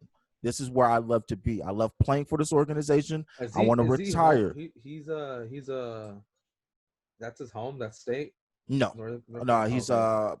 Georgia, I believe, or Florida. So he's roughly in that Yeah, area. he's a southern, Okay. Kid, but yeah, Atlanta. Yeah, he's in Atlanta. He's in Atlanta. I think raised in Atlanta. But he said, "I want to win a championship in Carolina. I want to retire a Panther." We have yet, I will say this now, yet to retire a Hall of Famer for us. Well, technically we have, but like any of our like most notable players that we've had have never been able to play their whole career with us. Almost, you guys almost had one. Almost. Almost. Almost. And he left for how many? He only played for Baltimore 1 season, 2 seasons. 2 seasons. Steve Smith. Okay, Yeah. yeah. Man, what a legend Steve And Smith was, and I'm gonna bro. tell you like this. You know why he didn't play for us? Why he didn't retire for us? Because ownership got in the fucking way. Yeah, he was having some heated exchanges those last The 2 seasons in Carolina. and nobody wants to speak on it, but I know because I watch everything that comes out about the Carolina Panthers. The reason why they got rid of Steve Smith was because they said that he was going to be a bad influence on Cam Newton. How can our top receiver, who literally could bail any quarterback out of a bad situation at that time, be a bad influence on a rookie coming into the league that was a running quarterback that was at the time had questionable arm strength, even though he could throw it out the stadium, but everybody was like questioning his accuracy. Why would you get rid of a receiver that can literally catch damn near anything as long as you get it within 10 yards of him? Because management. Exactly. So Cam Newton was in the building. Cam Newton, of course, yeah, he's coming off surgery, all that stuff, blah blah blah blah blah. Cam Newton. They went to the Super Bowl without Steve Smith. Yeah, Yeah, we went to the Super Bowl without our quote unquote number one receiver, who was who? Kelvin Benjamin, Oh, who is not in the league right now. Benjamin. I used to He was think he supposed to was be worth. our number one receiver. I used to think he was worth a roster spot on the fantasy team, and then I learned the hard way, and I was like, "Deuces, bro, Bro, you ain't on my team bro, anymore." I thought, yo, all my friends know when we drafted him, I was like, oh yeah, I already, because the one thing was I was like, yo, his hands are questionable because we saw in the national championship game, he was dropping a couple passes, Yeah. like a couple gimmies. But I was like, yo, like he's a tall receiver, so if he can get down the field, we're good. And then we drafted Devin Funches, and I was like, oh, we got 2 receivers that are over 6 feet that can run up and down the field. And then he tears and then they're both Kelvin Benjamin tears his ACL during practice, and we end up going to the Super Bowl without him. And then he comes back like 15 pounds overweight, but whatever, and he that whole, and then he starts talking shit about Cam. So fuck Kelvin Benjamin. Fuck him. Anyways, yeah. Fuck him. Nah, you ain't about to talk about my ex quarterback like that. But anyways, Adidas. Cam Newton got screwed. He was in the building when they gave Bridgewater his 30 mil, when that money should have gone to him. He was our franchise. He was the soul of the Panthers. They got rid of him. I feel like they set him up on a hit. I forgot they did that. He wasn't even released yet, and they gave that money to Bridgewater. I feel like they set a calculated hit on Cam Newton, because as soon as that happened, Cam Newton didn't get touched until a week ago. Nobody wanted Cam Newton. Even though it was rumored when we did release him that the Patriots always wanted him, yeah. I always thought that they were just trying to see how they felt about the whatever. Tom Brady. No, well, Tom Brady was still he hadn't decided yet. Yeah, he hadn't decided yet. And so, and then also who's the quarterback that you guys had at the point that was supposedly I don't even his weird last name or whatever. I gotta look it up now. Yeah. You guys had like some quarterback that was supposed to take over, and then I assume that y'all were trying to do it to see how he was going to work out, and then if he didn't work out, that Cam was going to be next in line. But yeah, I feel like they gave him a calculated hit because Cam Newton got a 1-year deal, which I feel like is disrespectful. Jarrett Stidham, yeah, or something like that. Yeah, Stidham. So, but I'm glad that he's in New England. Belichick, take care of him. Make sure you do right by him. And I hope you guys, I hope just for Cam's sake that y'all win a championship. Like, I hope that we win, but at the same time, and like, don't get me wrong, I love Teddy Bridgewater. I am a huge fan of Teddy Bridgewater, but it's Cam Newton. It's not like he doesn't deserve what he got. But yeah, it's Cam Newton. He got it in a situation where he is a part of the baggage of the overall. He got brought into a drama-filled relationship. Exactly. He's the new boo that came in while there's still baby daddy drama. Like that, exactly. But I love Teddy Bridgewater. All the fans that are like trashing him, it's like that. Like y'all corny for that, because he is going to be our quarterback, and I trust that he's going to be really good. if we get a fucking line to protect him, he can be good. Just like if we had a good line to protect Cam, he wouldn't have to go through 2 surgeries. But I digress. Adidas executive resigns and steps down, and That's a from her, pretty high position, dude. yeah, That is a come on. high position So for the number 2 brand in sneakers. I have the article. It is not that long of an article, so I'm gonna read this one because all the articles been long as shit. This one is not that long, so I'm gonna read this one so just you guys can get an understanding. So Yeah. we talked about it. Adidas protest. The employees protested management because the way that they were facing the community was different than how they were actually are behind closed doors. There was talks of a lot of racism and a lot of people being not heard in the workplace, especially Black employees. So that brought a lot of heat. There was a walkout with employees that were protesting during the protest of the killing of George Floyd. I just But want to share that someone sent us a picture of them wearing their hat. They went to Catalina. Yeah, hey, that's hats pretty tight. available, unlaced That's dot family. that's pretty tight when people send me shit like Yeah. this. So I'm gonna read the article. Yeah, So this is on Nice Kicks. Shout out Nice Kicks. Adidas executive Karen Parkin is of stepping down. course, her name is Karen. Karen, of course, she's a Karen. Um, the news follows after protests with the company took place. Employees within the Portland headquarters were vocal about the mistreatment within the company and cited Karen Parkin. According to the report by the Wall Street Journal in 2019, Parkin thought the issue of racism was quote unquote noise, and the brand had no issue of it, as mentioned by the Wall Street Journal. Sounds like a white person. Come on. Adidas issued a statement reaffirming the brand's plan from June 9th to create more inclusive workplace for the environment within hiring initiatives and more. Parkin issued the following statement after departure. Quote, while we have made progress in many areas, there is much more work to be done. However, it has become clear to me that to unify the organization, it would be better for me to retire and pave the way for change.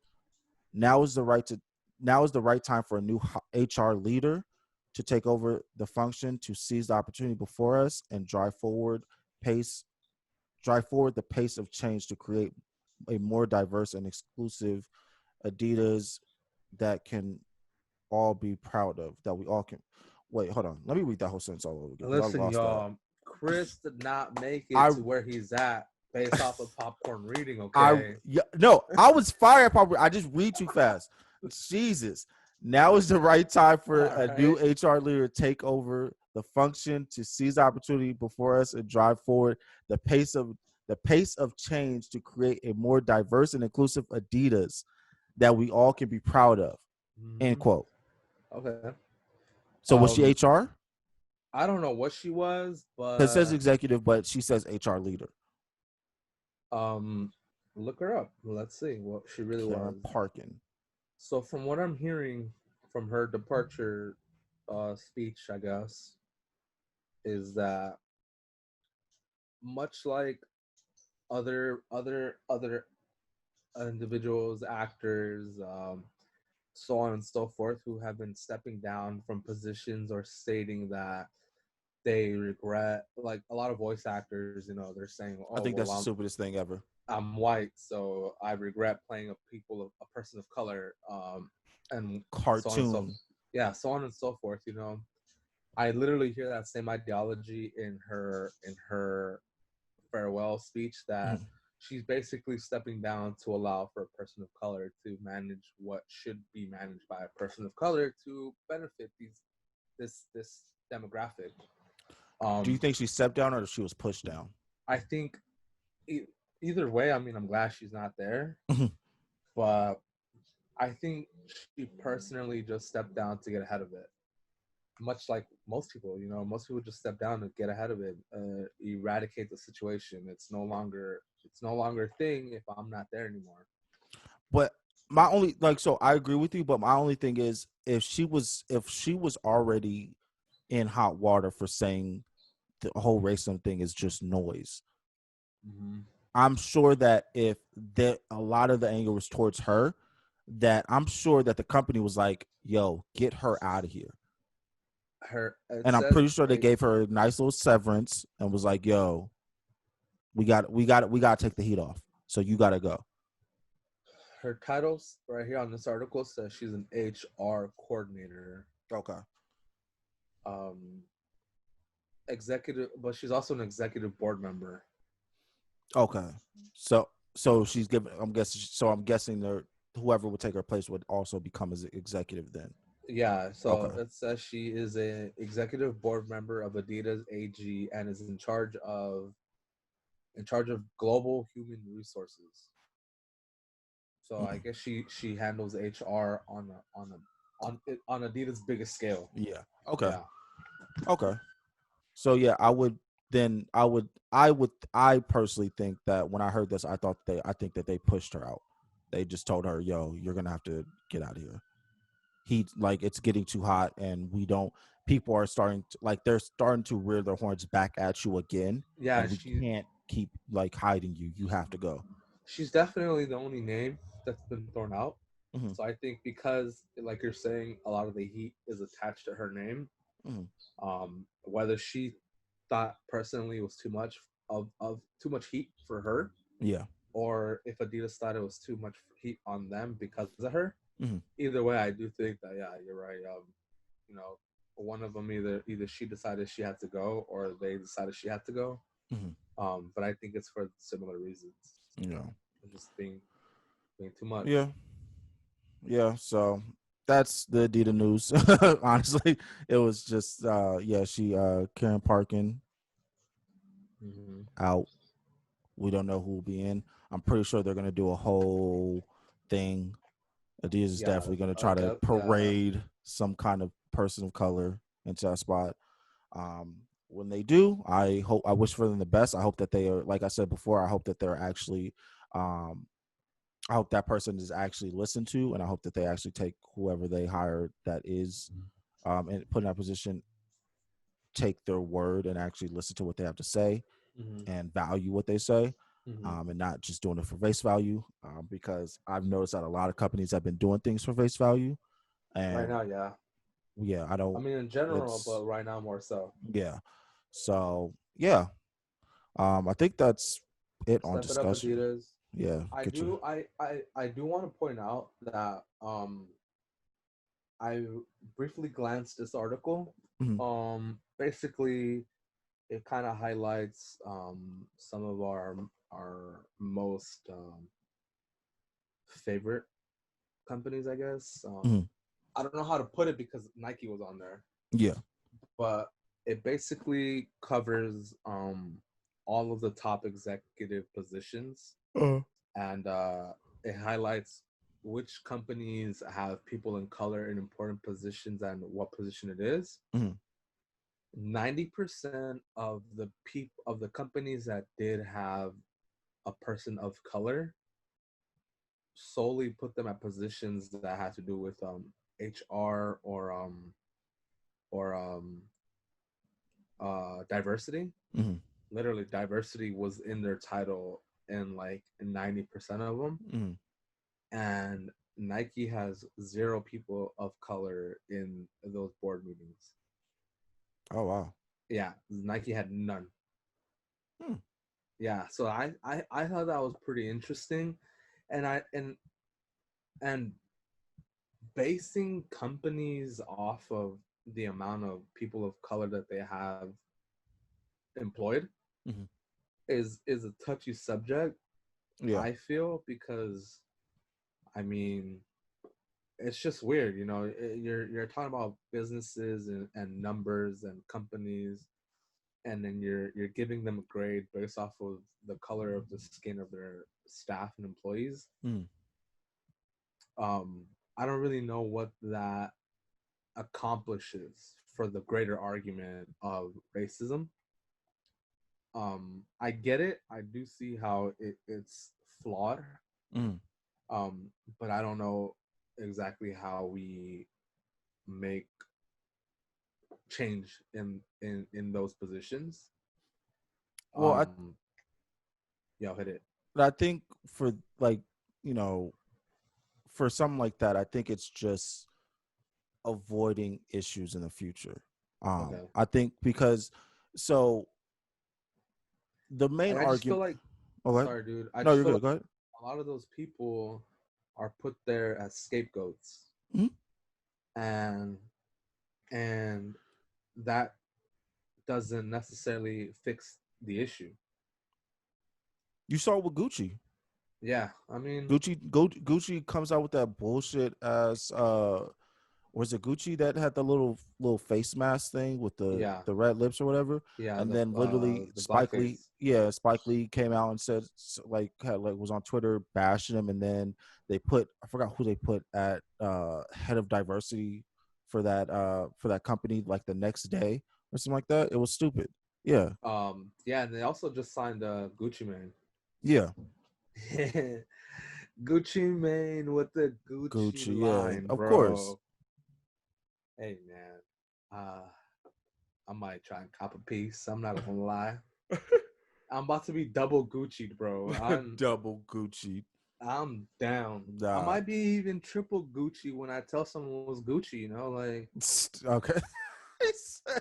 If I tell somebody what's good, nah, I'm. no. I'm not gonna let you do that. I can't let you do that. I can't let you do that. That's oh my god. I'm gonna walk Nah, away. I'm gonna walk around with my entire unemployment on my shirt. Just be like, "What's good, yo?" That's all I got to show for it. That's yo, shout out to Pandemic, got me Gucci down. it. Yo, Like, look at that. that's I'm about to get. crazy, I'm about to get the likes, fam. That's all that man. matters. Yeah, hey, that's all you need. Just get the likes. Just get the Just likes. get the likes, and Nobody someone's had, about to. nah. Someone to notice me. You know. No, I And think no. this What you motherfucker rich. what you say is 100% correct. It's all for face value. It's all to make it appease the masses. Mhm. Um, but I also think that it is something that needs to still be talked about as a whole because you have situations where you have companies like this that like Nike surprises me because Nike, but that also makes me believe that what we were talking about with like LeBron and like Kobe and LeBron James, RP Kobe, but like all these different like Serena Williams, all these players R.P. Kobe. um that have such a big influence, it it reassures my belief that they hit them up first. Mhm. Like Nike hits Colin, LeBron, what do you think? I To mean, find out now. if like to find out if something or even just hitting them like what can we do to help kind of thing, Mhm. especially if you don't have any black people on on in like the executive boardrooms and anything like that. But I also believe that Nike, we haven't had any stories that I can know of that have come out of Nike that were like people were there's racism or anything like that going on in the workplace. But even with the people that have these people and these companies that do supposedly have these people that are of color in you know high positions that they think of, they still have come out where those people are like, yeah, they don't listen to me though. Like I'm in this position, they don't give a shit about what I say. And so I think regardless of the situation, I think companies are inherently just, yo, we want to do this, but we have to ask our token black person if this is Mhm. okay. Mhm. And if they say it's okay, then cool. But everything else, we don't care what they think, no matter what it Okay. is. Yeah. And they wait for situations like this to be able to start asking, what do you think about our donation, or where do you think we should donate to charity or anything like that? Mhm. And companies need to start getting outed more. Like I love this Adidas story because companies need to be outed more of, yo, you can't say that you are for the people that are being oppressed Yeah. and not listening to people that that you're supposedly supporting. You have Yeah. those people in your office and they're saying, yo, yeah, they say that they're for the people, but you guys don't they don't give a shit about us when we I got work a in the company. I got a question. I mean, I personally, I love how the masses, how the public is tackling Adidas. I do want to say that first and foremost. I like how they protested. I like how um, people platforms to shed light on where Adidas really does stand, and I like how however we look at it or not, we as people forced Adidas to make a move, right? Yeah. With homegirl Karen, Yeah. not homegirl, old girl Karen, but but how do you? I guess my question is like, it's a little two-parter. Um, why why did we not come out and say cancel culture to Adidas?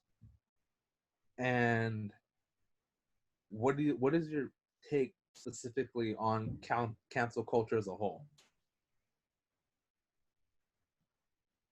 It's a little it requires Um. some thought, just a little bit of thought though, nothing crazy. So I will say this: I'm not a fan of cancel culture. Mm-hmm. The I'm not a fan of the structure of cancel culture, I should say, Okay. because cancel culture is basically just people trying to find something to be upset about and trying to get that taken. And I am a black man, of course, and I do look at No things. way. I I love do look doing at that. I love doing things. that We're gonna do that every single time. every Uh, time.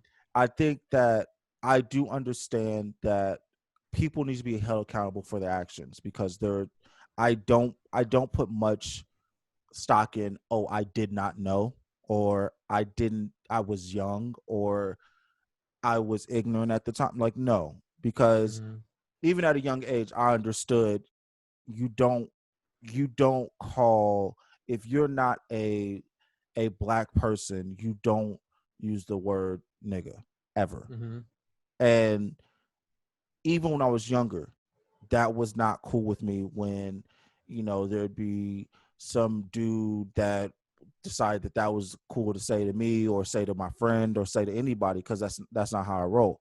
Okay. But I will say that, and that's a weird place to put but, because it has nothing to do with that.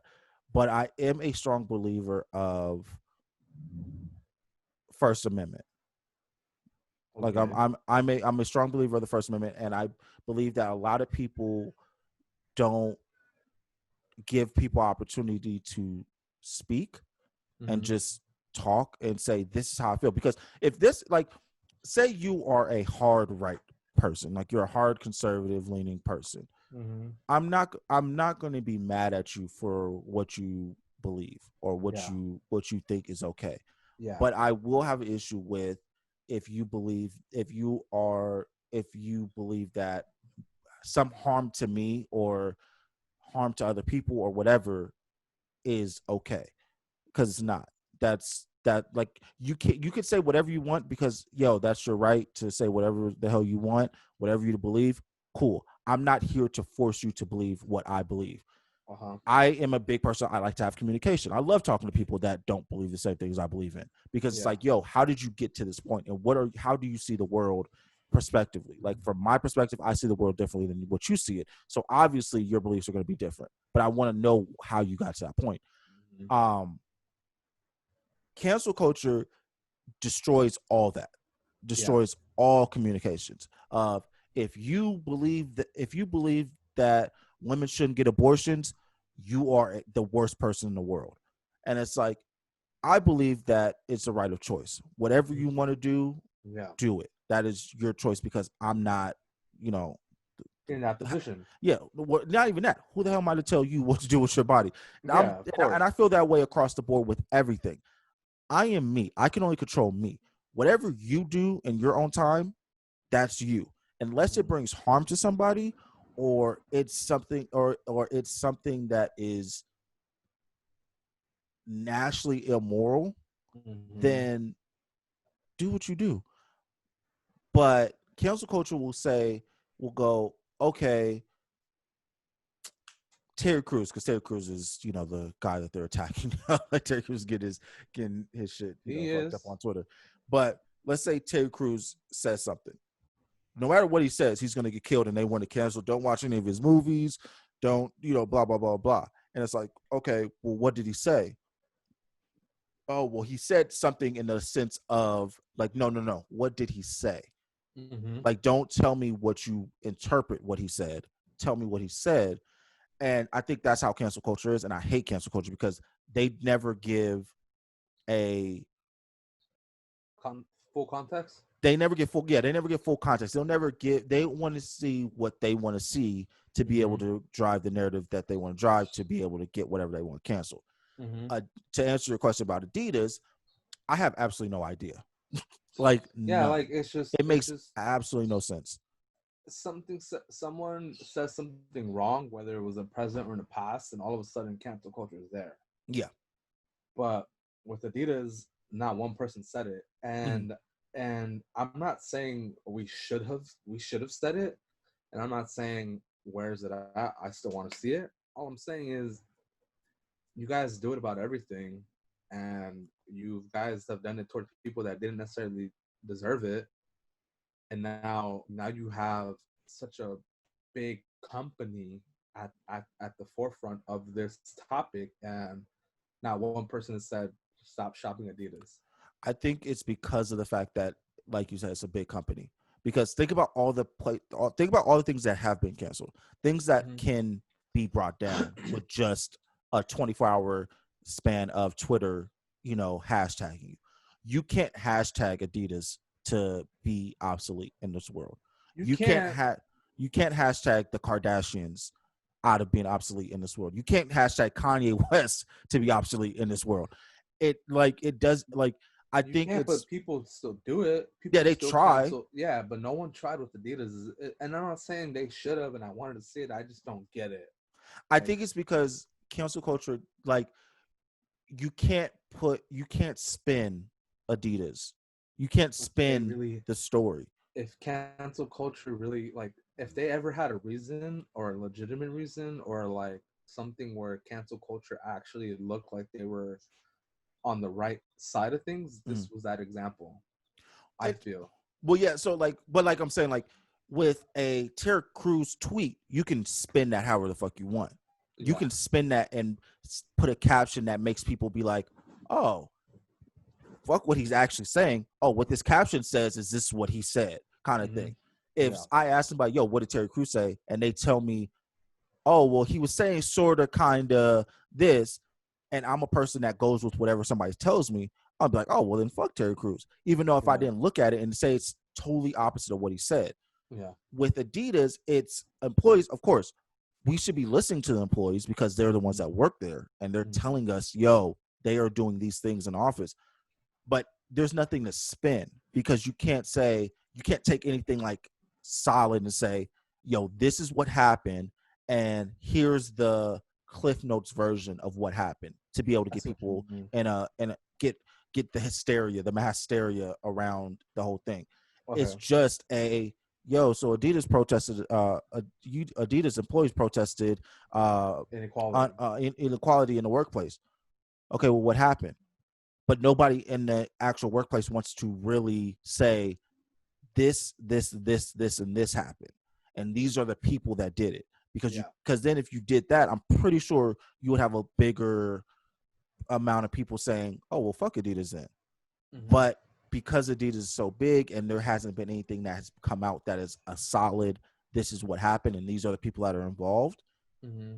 you can't, people are going to be like, "Oh, well, it's just this person and they'll get it together," kind of thing. It's the same thing that they do with the Kardashians. The Kardashians do countless things that are ridiculous, that Mm-hmm. stealing ideas from smaller brands. It's like that. You just saw that they bullied Kylie Jenner into tagging the chick that she bought her dress from, because the chick she's like a black what is it a black she's a black clothing designer, if I'm not mistaken, I think, or she boutique or something like that, and ended up getting And Before I forget, I just remember something. Don't let me yeah, forget it. huh? That's it. I just remember something. Don't let me forget it. It has Oh, to do with last episode. So oh, okay. yeah, But like she didn't post she's like, oh, this beautiful dress, and didn't tag the chick that she bought it from. And they spent 2 days bullying Golly for not doing it. And then she yeah, just tagged her in the story. And so it was like, oh, she did it. And that's all she had to do. Like at first it was, yo, Kylie Stills, but she never sits still long enough for you to be able to hold on to one thing, because it's yeah, like, oh, Kylie stole this idea from this black owner, and then yeah. oh, makeup line. And so like then you can't, oh well, so many people buying her makeup. Well, you can't hate her. Like she posted a dope photo shoot with Travis Scott, like, oh, they're so in love, oh my gosh, goals kind of thing. And now, but so like it's hard to cancel them. I think it's the same thing with Adidas. It'd be the same thing with Nike. It'd be the same thing with Jordan. I feel like it'd be the same thing with anything like too big for us to just hold with a couple hashtags.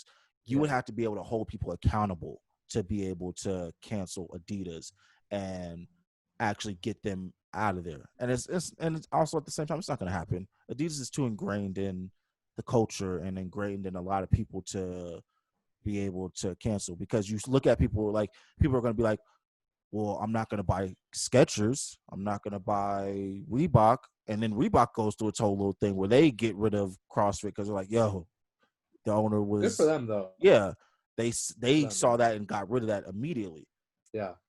But I think people just don't want to give up the No, I mean, I hear it. It's just I would have I don't know.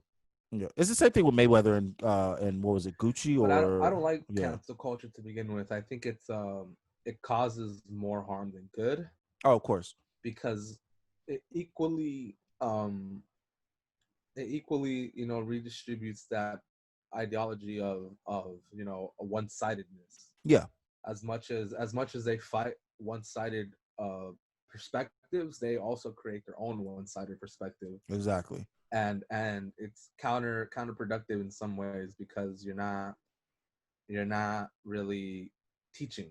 you're At just all. you're just bringing people who have an issue with whatever was done or said together and uniting them to create a bigger pitchfork and a bigger fire and a bigger this and a bigger that towards And that individual. and it makes it harder because everybody doesn't believe all the same things, Mm-hmm. regardless if they're on the same side or not. Mm-hmm. If I could be a liberal but still have things that I'm conservative about. Mm-hmm. That would be so. If I could be in the same protest with you about inequality, but then there might be something that you guys probably like, I'm not on the side of, which would immediately make me obsolete to your. Then you guys would cancel me, and it's like, Uh-huh. wait, like we're still on the same team. It's just Yeah. I might feel a different way about something like that. I haven't come across that yet, but that is the world we live in. You would have to be on the same side for every single thing, or you're bound to get thrown off the boat. Like, Yeah. and that sucks Gi- because, like Give you me said, your life jacket, motherfucker. yeah, And then you, it just yeah, like you need the. This world would not work if we didn't have people on different sides and yeah, didn't have of different course. perspectives. If everybody looked at the world the same exact way, I'm sure, trust me, I'm sure that we probably wouldn't have as many problems as we have.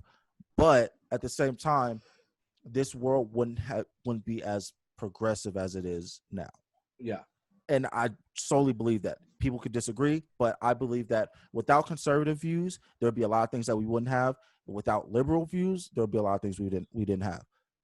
But you can't, just because somebody's like, I'm a Christian and I believe that you should not have sex before marriage, then you can't cancel that person because that's their belief. That is just their Mm-hmm. belief.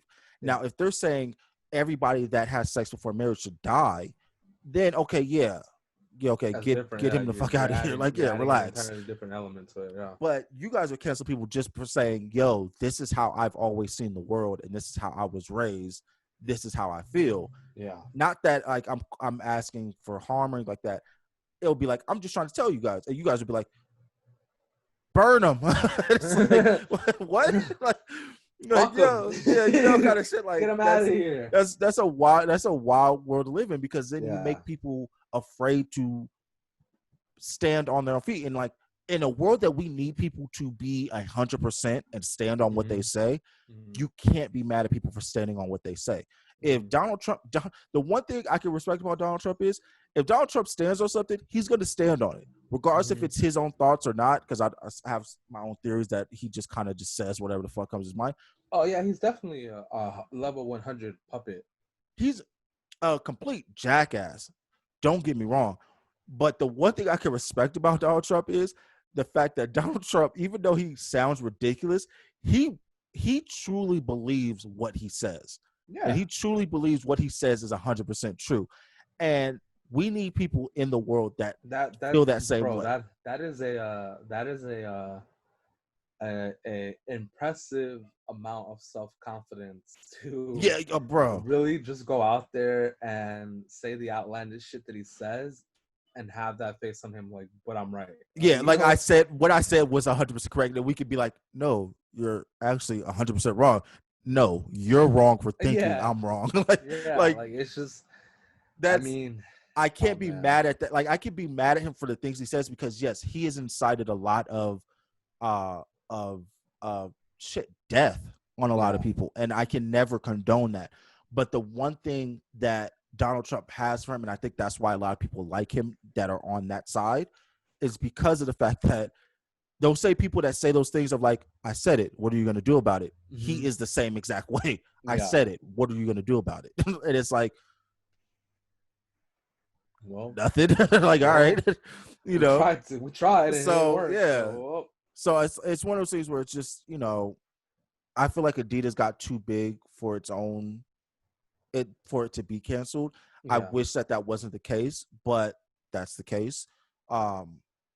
It's going to be the same thing if Nike ever has an issue like this. It's going to be the same thing if what's another brand? If Under Armour, like, those brands are big enough to be able to weather the storm. Nike and Adidas, in their own right, have too much ingrained, and like, they're too wired with everybody for people to be like, we have to cancel them. Yeah. Because you saw like the blackout thing, like the blackout, like, don't spend money unless you're spending at black businesses or people of color businesses. And people are still going to Walmart, Target, hitting Amazon, like, because of the fact that they are too big. They have a reach too far for people to not be able to purchase something that's still under the umbrella. Yeah. And they have enough money to make our lives that much easier. These black owned businesses, which I have bookmarked to my thumbs got bloody, like, because I want to spend money at black owned business. They don't have the ability to make other people's lives easier. Yeah. They don't have a curbside pickup. They don't have a free delivery. They don't have a 1-day delivery kind of thing. Yeah, you're right. So it's like, if you like, oh, I need a couple shirts, but I need them tomorrow. You can't expect that from a black-owned business unless they have the ability to. And yeah, there are plenty that are out there that you're able to do that. But people are I can go right now on my Google thing, and as soon as I type in Amazon pops up. Oh, well, shit, Amazon has next day delivery. They probably could bring it today, the kind of thing. That's why people can't do that, and it sucks. And I wish that wasn't the case. But you have to look at life as, in reality, that is where we're at right now. Yeah, a lot of things are done through convenience. Convenience outweighs, even your own ethics and your own morals, because you want to, but Amazon has an app, and all I gotta do is hit order and it's here tomorrow. Like, exactly. Just, they have a one-touch checkout system. Like that. Like, and trust me, I don't spend much on Amazon anyway. So like, I'm not like, I'm a big supporter of black-owned businesses. But at the same time, if there was something that I know I can only get from Amazon or get from Target, I'm gonna go to Amazon or go to Target to get it. It's just the way of the world. That's what I have to do. Hopefully, we as the time goes on, we start seeing this ability is like, people are able to do this and be able to say, oh, well, I can just go here because they have a store now down the street. And also, but also with a lot of these businesses can do, and maybe they're not aware of, or maybe they just don't want to look into the percentages that are given up. Mm-hmm. But you can also sell through Amazon. Yeah. And it's not like it wouldn't be your answer, but you are giving yourself another outlet. True. And I think that is what's key. A lot of these smaller businesses, their fight will always be uphill. Mm-hmm. They're gonna have a lot to fight with, and you just either one have to put all your eggs in your own basket Mm-hmm. on your self investment, or figure out a way to weather the storm. And if not necessarily, if you can't beat them, join them, but look at other ways to meet your audience. And Amazon will take your product, and Amazon will fulfill your orders. It's another outlet. I mean, Yeah. yeah, you're at the end of the day, you're also putting money in Amazon's pocket, but True. I mean, Yeah. It's the world. Jeff Bezos is fucking sitting on money, bro. And Have you ever wondered what it's like to be like take a Jeff Bezos or like just somebody like I always use Drake as like an example because Drake lives a life where has like a lot he sort of has like a lot of downtime to just do nothing. Mhm. Do you ever wonder like what it feels like to know that you have that much money in the account and like just Um, take like today like we're I doing a do. podcast but like just like right now I could go buy a boat right now, Um, you know. I haven't wondered what it's like per se, but I have envisioned my life in that position at some Mhm. point. As part Mhm. of the goal, the dream. Yeah. But honestly, man, if I had that much money and time to enjoy the money, I have no idea what I would do. Yeah, like I always thought like I wonder what I would be like take like let's take this podcast. We do this podcast, let's say 5 years from now, and we're Hmm. living comfortable. We're Hmm. this is what we do. We do Yeah, this, we put out shirts and we put out clothes and we do this podcast. I You know one thing know. I do want to do when I'm sitting on money, and I don't have to worry about being in one place for a 9 to 5, and I Mm, can vacation or staycation or whatever. yeah. One day I do want to do the gumball race. It started in Europe. They have a U.S. version. It's basically a cross country. It's kind of a race, but it doesn't really matter who comes in first, second, or third. Mm. But it's a cross country point A to point B, just driving. Oh. Yeah, Wow. so and I mean people do the millionaires, so they have like $100,000 cars, 200,000, Ferraris, Lambos, things of Mm. those nature. They don't have no Camrys out there. Coming soon. Unlaced gumball race. We're gonna hit it.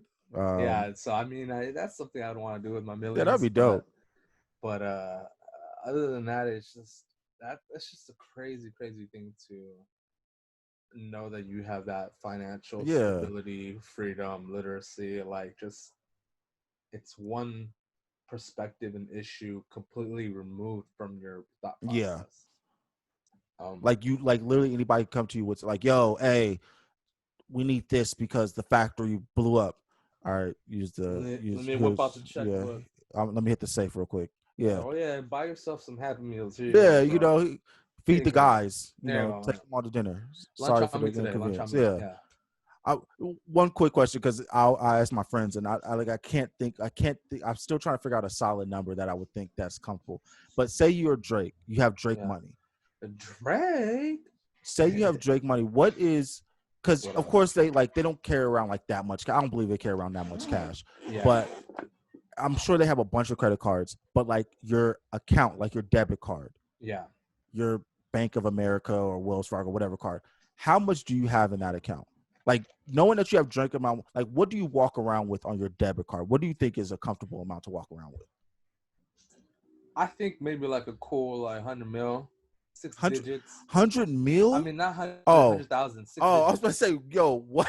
You got No, 100? Like I was like, yo, nah. If somebody gets hold of nah, your wallet, nah, they live in. nah, nah. I think a cool, 6-digit figure. Okay. I don't think, you'll. you'll need it. But Yeah. I never know. Yeah, And you exactly. also have credit cards and stuff. So you push come to shove, you need a seventh digit, thrown in the Yeah. credit card. Well, yeah. So like that was the thing, like, cause like like it's always a thing of like for us, like us normal people in life, how much cash would you walk around? How much cash would you feel comfortable walking around within your Mm-hmm. wallet?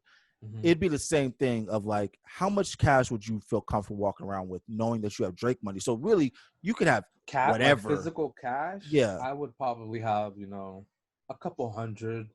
It's Yeah. just my wallet. Like I don't think just because I have more money would it incline me to carry more money. Yeah. See, So I was only thinking I would probably have like 50K on my card.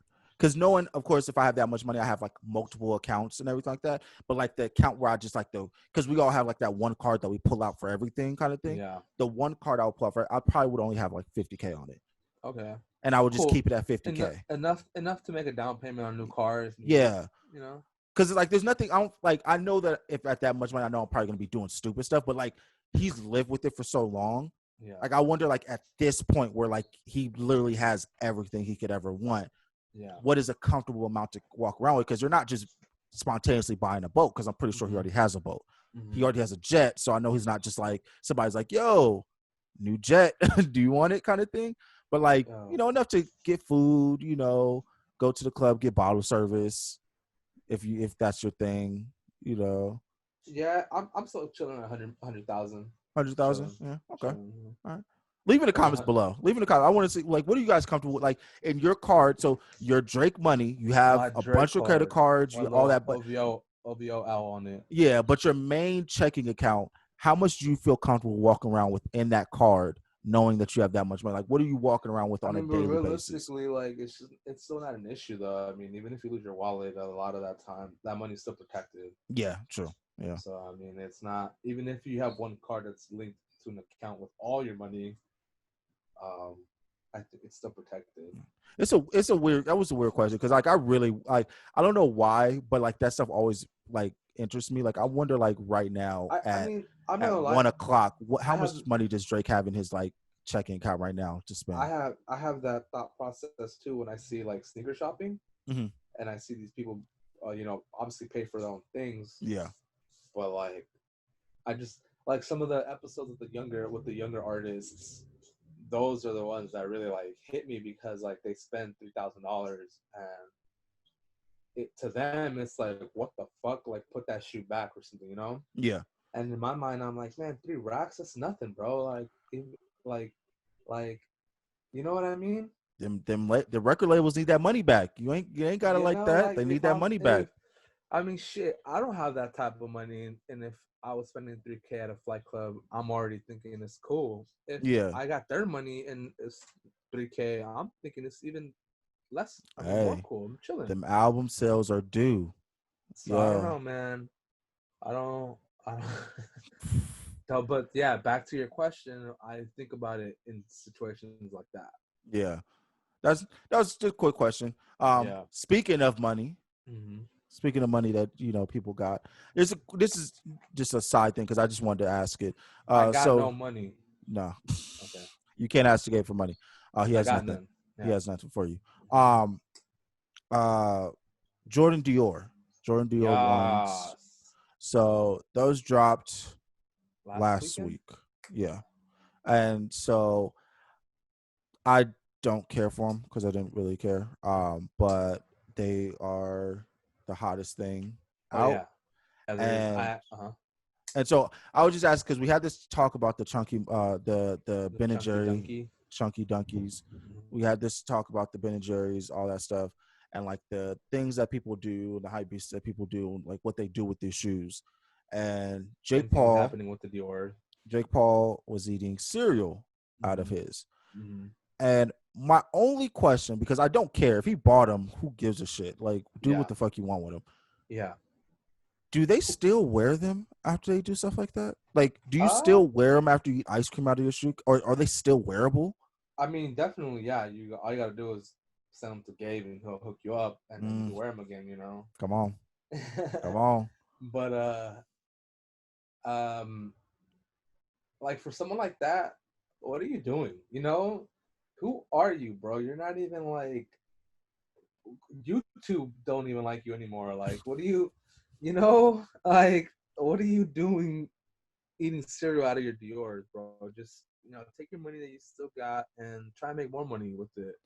People were lighting him up in the Like, comments. Like people were like acting like as if he was eating cereal off their dead relative's corpse or something. Like they were treating it like he was stabbing them in the I mean, neck. that's a lot of money for some people, bro. Yeah, There's but a like, guy on Reddit who he posted he wants to buy a pair of Dior's, mm, and he offered 12K for them.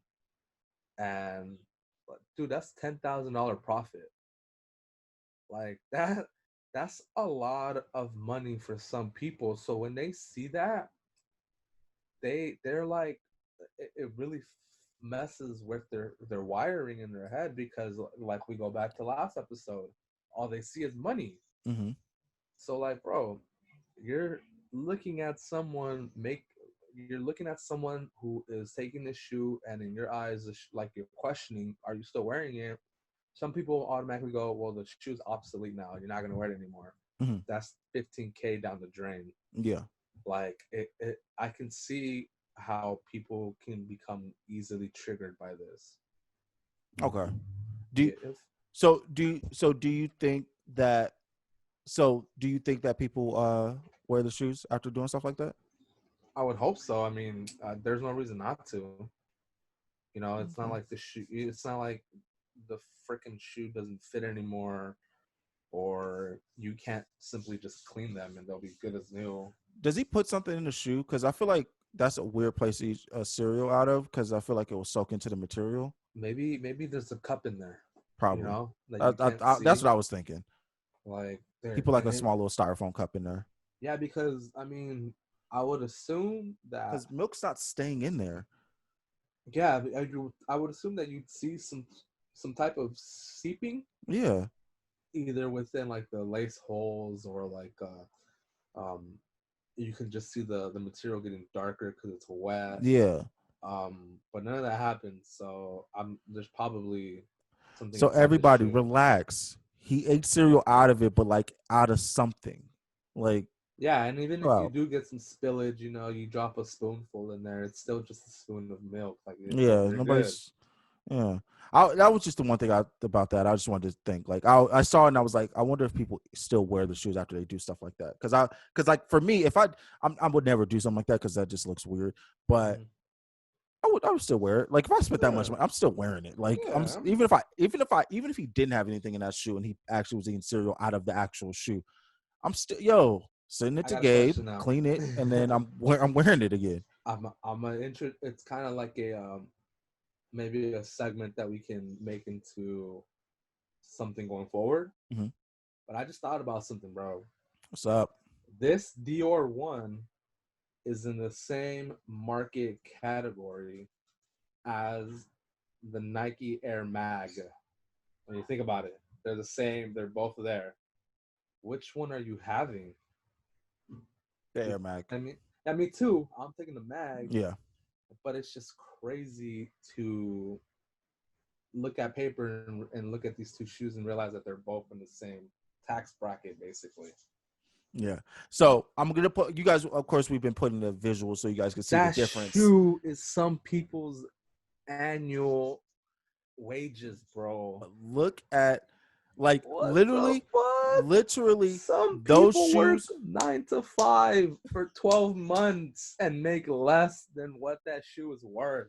Those shoes, technically, on Oh those man. shoes, you don't have to file taxes for the Oh my, same amount that you would make bro, that year for how much that shoe is worth. bro. Like Like when the tax season comes, you could the same amount that shoe is worth. If you make that in a year, you don't have to file taxes.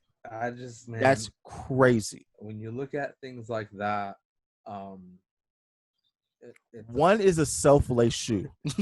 Let's. yeah, one, I yeah, want you guys. I want you guys to. But I also like. I want you guys to realize something. One shoe, has history.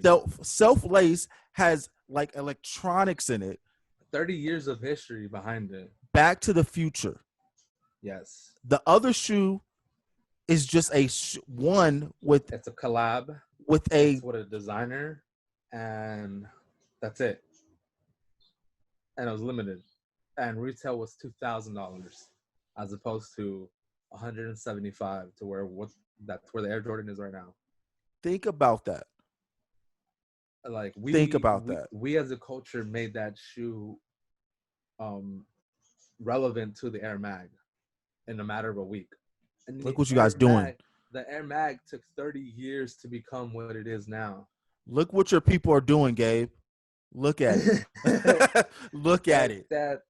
that's crazy. And that little idea just came to mind right now when looking at other shoes that cost that much money. Um, we you have the Nike SB Paris is up there. Uh, the Paris has its own history too. At the 2004, Ben Baller having like 100 pairs laid out.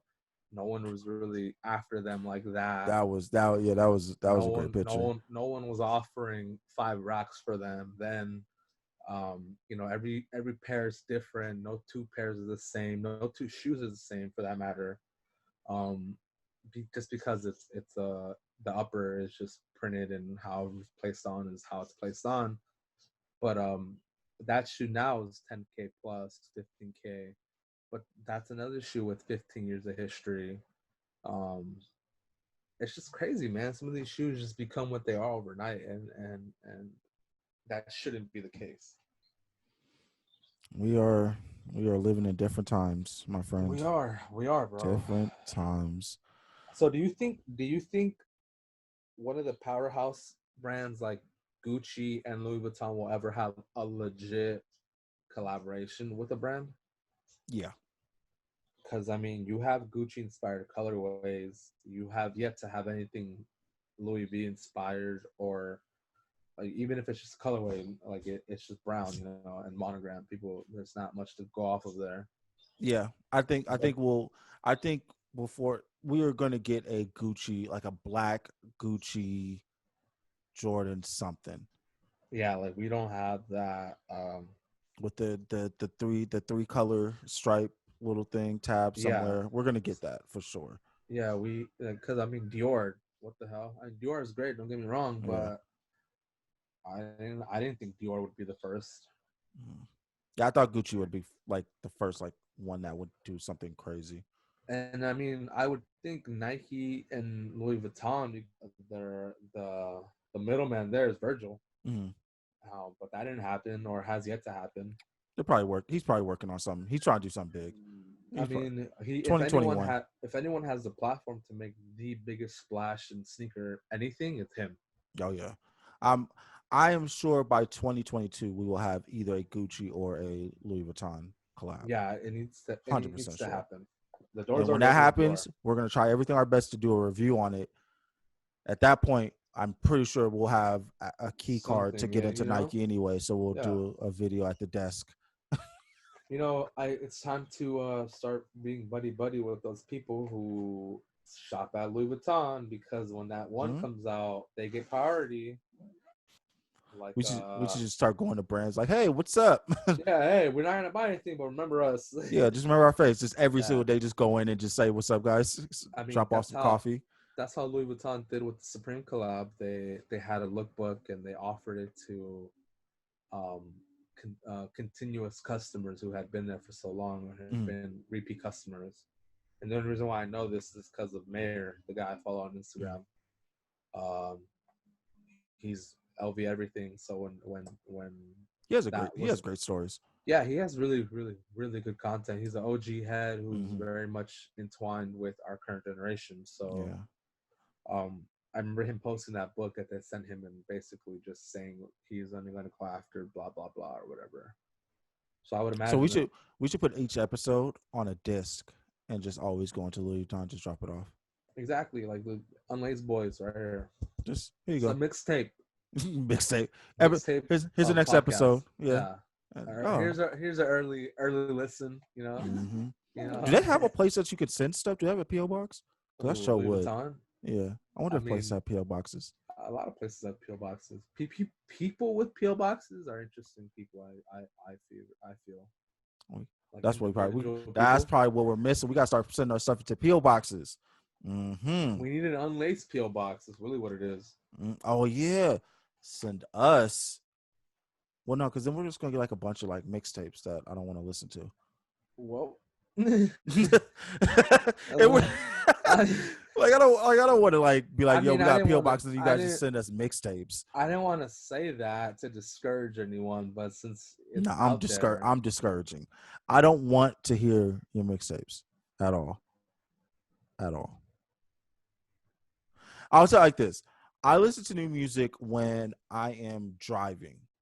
And so if you're gonna send me music for me to drive to, but it should be less than 5 tracks.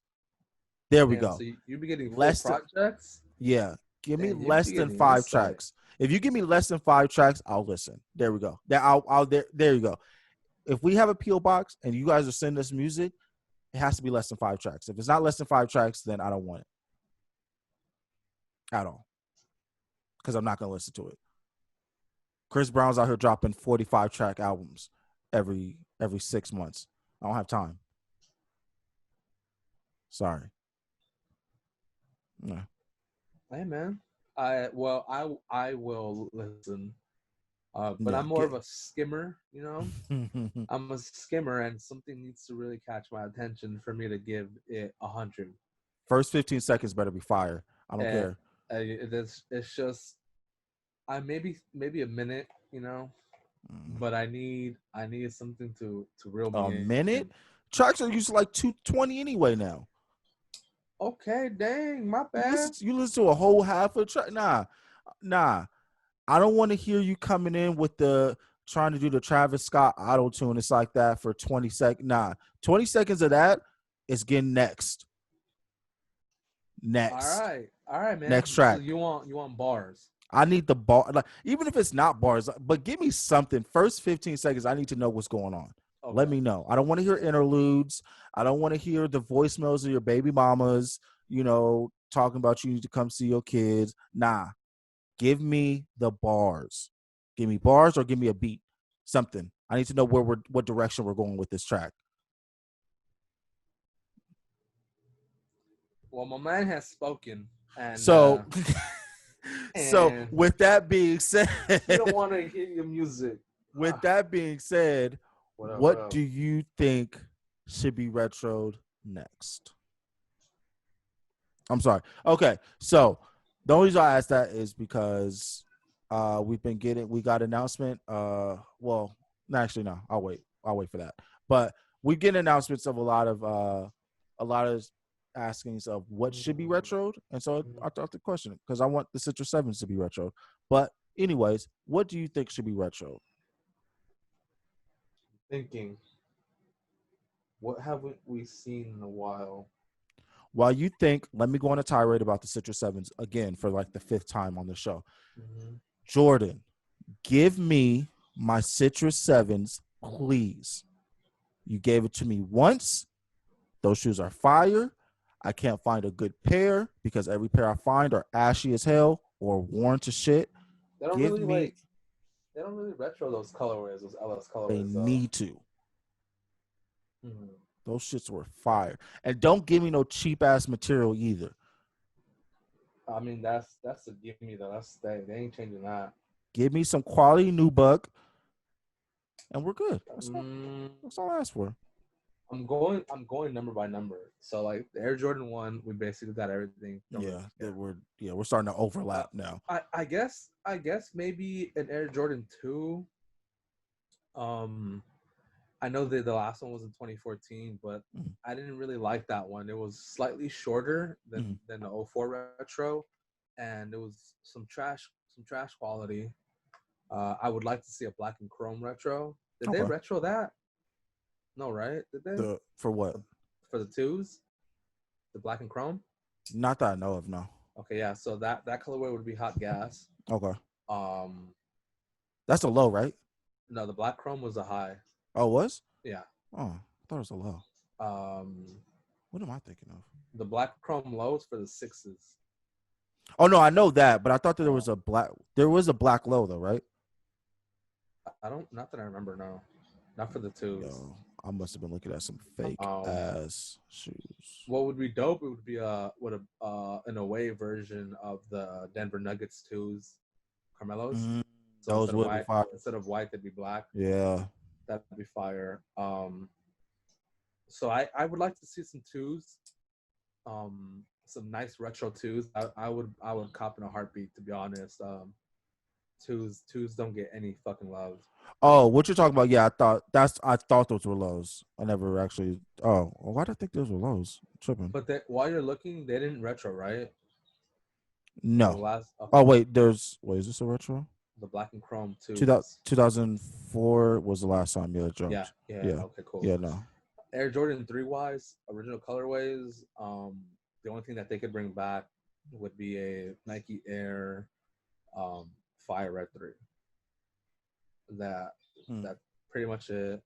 They've done, white cement, black cements. They've done true blues. For the fours, they've retroed everything, so not really anything there. Fives, they're currently retroing everything. Yeah. Sixes, I know you'd They're probably bringing back Carmines. Yeah, they're Carmines next year. So, and then other sixes colorways, they've done them all in the last 2-3 years. So I'm not really tripping. I guess they came to the sevens. They're doing Flints. They're doing Flints.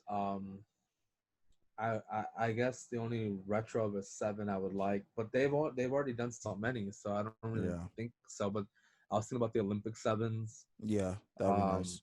That'd be nice, but there isn't really anything I want to see, to be honest.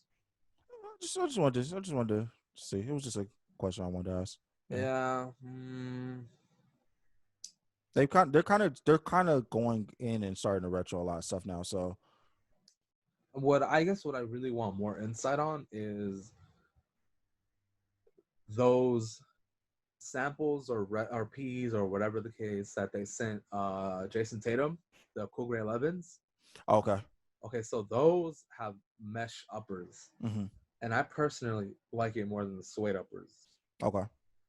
So I'd like to see those. You think that's probably the whole world really wants Cool Gray 11s. You think that's 2021? You think they were just? I hope. Seeing. I hope.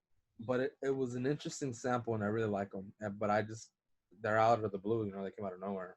You know how Jordan works. They do like a whole. No one else posted them. It was only him. Yeah. So that's what I'm saying. Like, a lot of the times the athletes have no problem showing the Jordan shipments that just came in. But it was the same with Chris Paul when they started doing a lot of the Ps for that Chris Paul was wearing. Oh shit! It got sent. I bought a Funko Pop. Which one? I think I got for a hot steal. It's a 2018 Bigfoot, but it was limited to a convention. So when pops come out at conventions, they always do two. It's the con exclusive, like when we're at LA Comic Con, and then there's always the store shared exclusive that's less valued, just because there's more, but it still has a high value. Yeah. So I bought one off of a third party through Walmart, actually. Okay. I just Googled it, and they wanted less than what I bought the con exclusive, and they wanted less than what the shared exclusive goes for. Oh, dope. So I'm hoping, because I've been fucked over before already twice, I'm hoping that they're actually sending me the con one and not the shared one. Oh, okay. Because I've done 2 returns already like that, where one is pictured, but you receive the wrong one. Oh yeah. Is that how they're getting? That ain't flying over here, player. I'm here Can't for con my them. stickers. Can't con them. Stickers. Can't con them. I'm basically a sticker collector. There you go. Yeah. That's what people like me are known within the pop community. All of my pops are limited to something. They all have a sticker on there. Basically, I'm making my collection more about the ching, Yeah. So when I get rid of it, it brings in more ching. Speaking of stickers, of ching and stickers. Okay. Well, not stickers technically, but speaking of markings, fragment 3s. they're gonna blow up the world, the internet. They're gonna break Mm, everything. mm, You know, Fragment. mm, You know how people mm, love them. mm. So, news got out that Yeah. late 2020, so this year, Hmm. we will possibly be getting a Air Jordan 3 Fragment 3, Hmm. black and white. It's been pictured a couple times. One person was wearing them, and I saw one in a picture on like an escalator. Concepts, bro. Yeah, Or it's been pictured, yeah, like the actual shoe. yeah. I don't know. I think I'm pretty sure it looks like it probably will be a concept. It's probably a concept, honestly, I need to see these photos. because there was one photo of some dude on an escalator with them on, with the black with the threes on, and so Yeah, I don't know I if need to see. yeah. If I'm you look listening though. I'm listening. look on Nice Kicks, I believe they have the picture. Um, but yeah, I think the photos that they're showing right now are concepts. But yeah, so it's been announced that that's a possibility, late 2020. Um, going away from the blue Hmm. and doing black and white. Hmm. So Yeah, I'm looking. I mean, I've seen this one is a real sample. yeah, This one right here that I'm looking at, I'm gonna show you. I'm just briefly going over what it says about it. yeah, Um, so this one is real. This is a sample from May of 2020, mm-hmm, posted by Hypebeast. mm-hmm. So it's all gray and all gray and black Okay, with the Fragment logo in the back in yeah, the elephant print area. yeah, Um, and on this sample, there is no elephant print. It's just strips of leather. yeah. That's the one that's been going around, and that was the one that was seen on that elevator Mm-hmm. or escalator or whatever. Mm-hmm. I don't even they didn't even I don't know who the picture is of in the first place, Mm-hmm. but it shows the And fragment then logo on the heel. Yeah, this is the current concept. yeah. So thoughts on either or coming out. Which one? So based off of this concept right here, Mhm. it looks like a black and white or white and black version of the Tinker Hatfield Air Max Yeah, inspired threes. that's exactly what I thought. And I don't like it. If that's it, I'm all right. Nothing about this screams buy me, Yeah, other than that dope ass fragment in the back. yeah. That's the best part Oh, of here it. it is. This is what you're talking about right Yeah, yeah, yeah, there, yeah, yeah. right? Okay. Okay, yeah. I see what you mean now.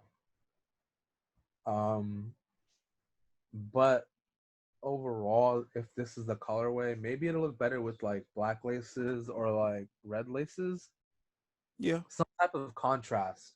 yeah. But if this is how it is out the box, I'm good. I don't. I'm sure they'll probably put black laces in there. I'm all right. You know, Yeah. nothing about that shoe just screams good execution. You know, they just black and white. Safe. Yeah, It's safe. It's yeah. safe. Especially when the Air Jordan 1 fragment was, Yeah. what it was. Crazy. This is Yeah. Safe bet. it's a safe bet. Yeah. Do you think do you think it'll touch resale on how the fragment ones did? No, Like that concept? No? I don't think so. No, I Okay. mean, there's been other fragment collabs since those ones that weren't as successful. I think we'll hit high hundreds, sixes, maybe 700, Okay. but I don't think it's gonna hit 2K like the fragment ones. Okay. Just Yeah, just trying to see. Just trying to see. Okay. So with that being said, good is good. we're gonna move on to a new segment. That hopefully I will have some kind of like little graphic for next episode. But this or that. Mm-hmm. You can get with this or you can get with that. You can get with this or you can get with that. Okay, so this is how we're going to do this. So this or that, with this or that, we are going to take two shoes Mm-hmm. and we are going to compare them. Yeah. Uh hopefully in the future we'll have physical shoes so that you guys can see them and we can actually give like quality reviews on them.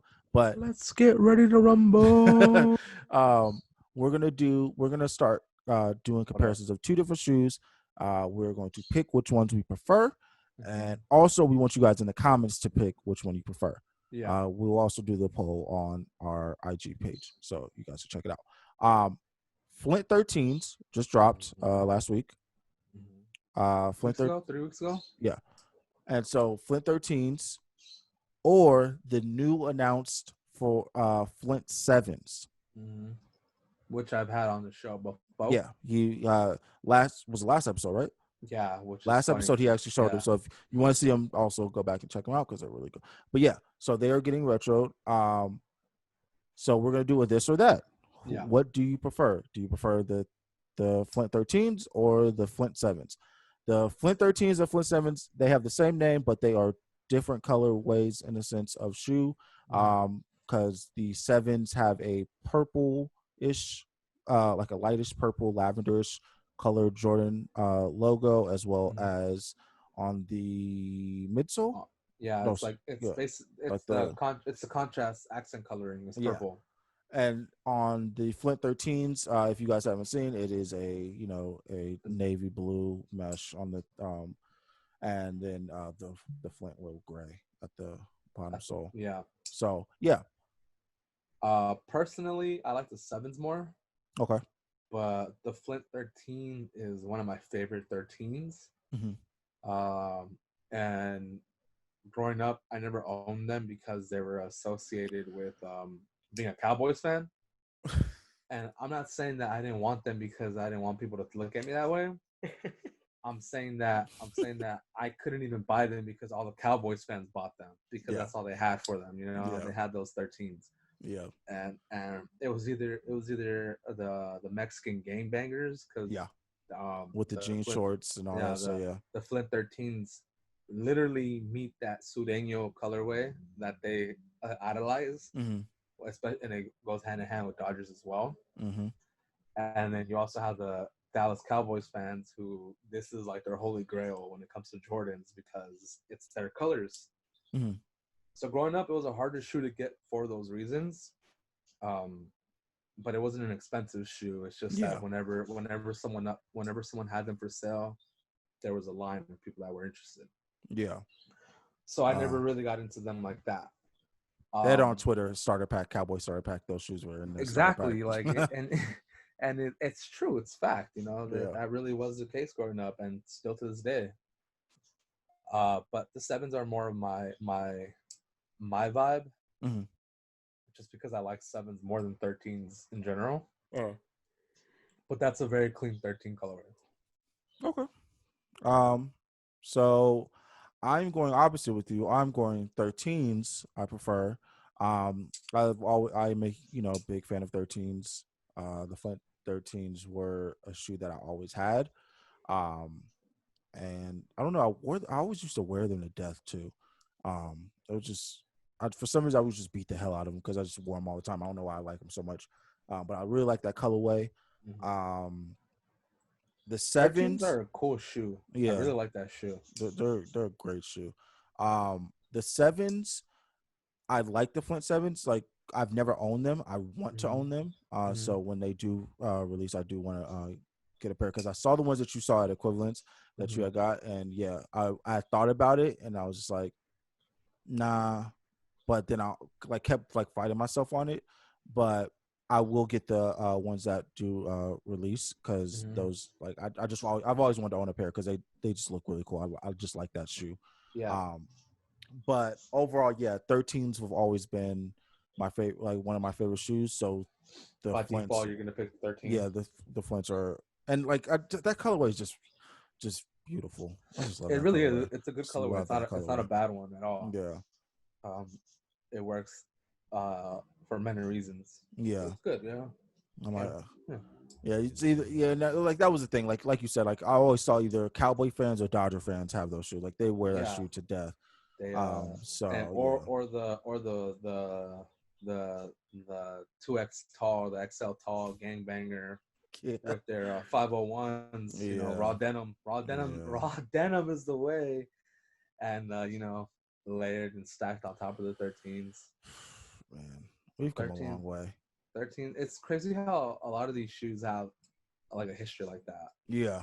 Like how when people say, you know, the foam posit is a very popular shoe in the DMV area, Yep. and you know, Air Forces and Tims in New York. Mm-hmm. In Southern California, you may not have models per se, but you have colorways that are associated with Yeah. certain types of people, Yeah. I think Chucks were probably like the biggest for us in the West Coast. or Cortez maybe. Yeah. Cortez Yeah. was a West Coast thing. Yeah. Those are Um, probably the most associated, like when it came to like West Coast. yeah, Yeah. West Coast footwear is probably those.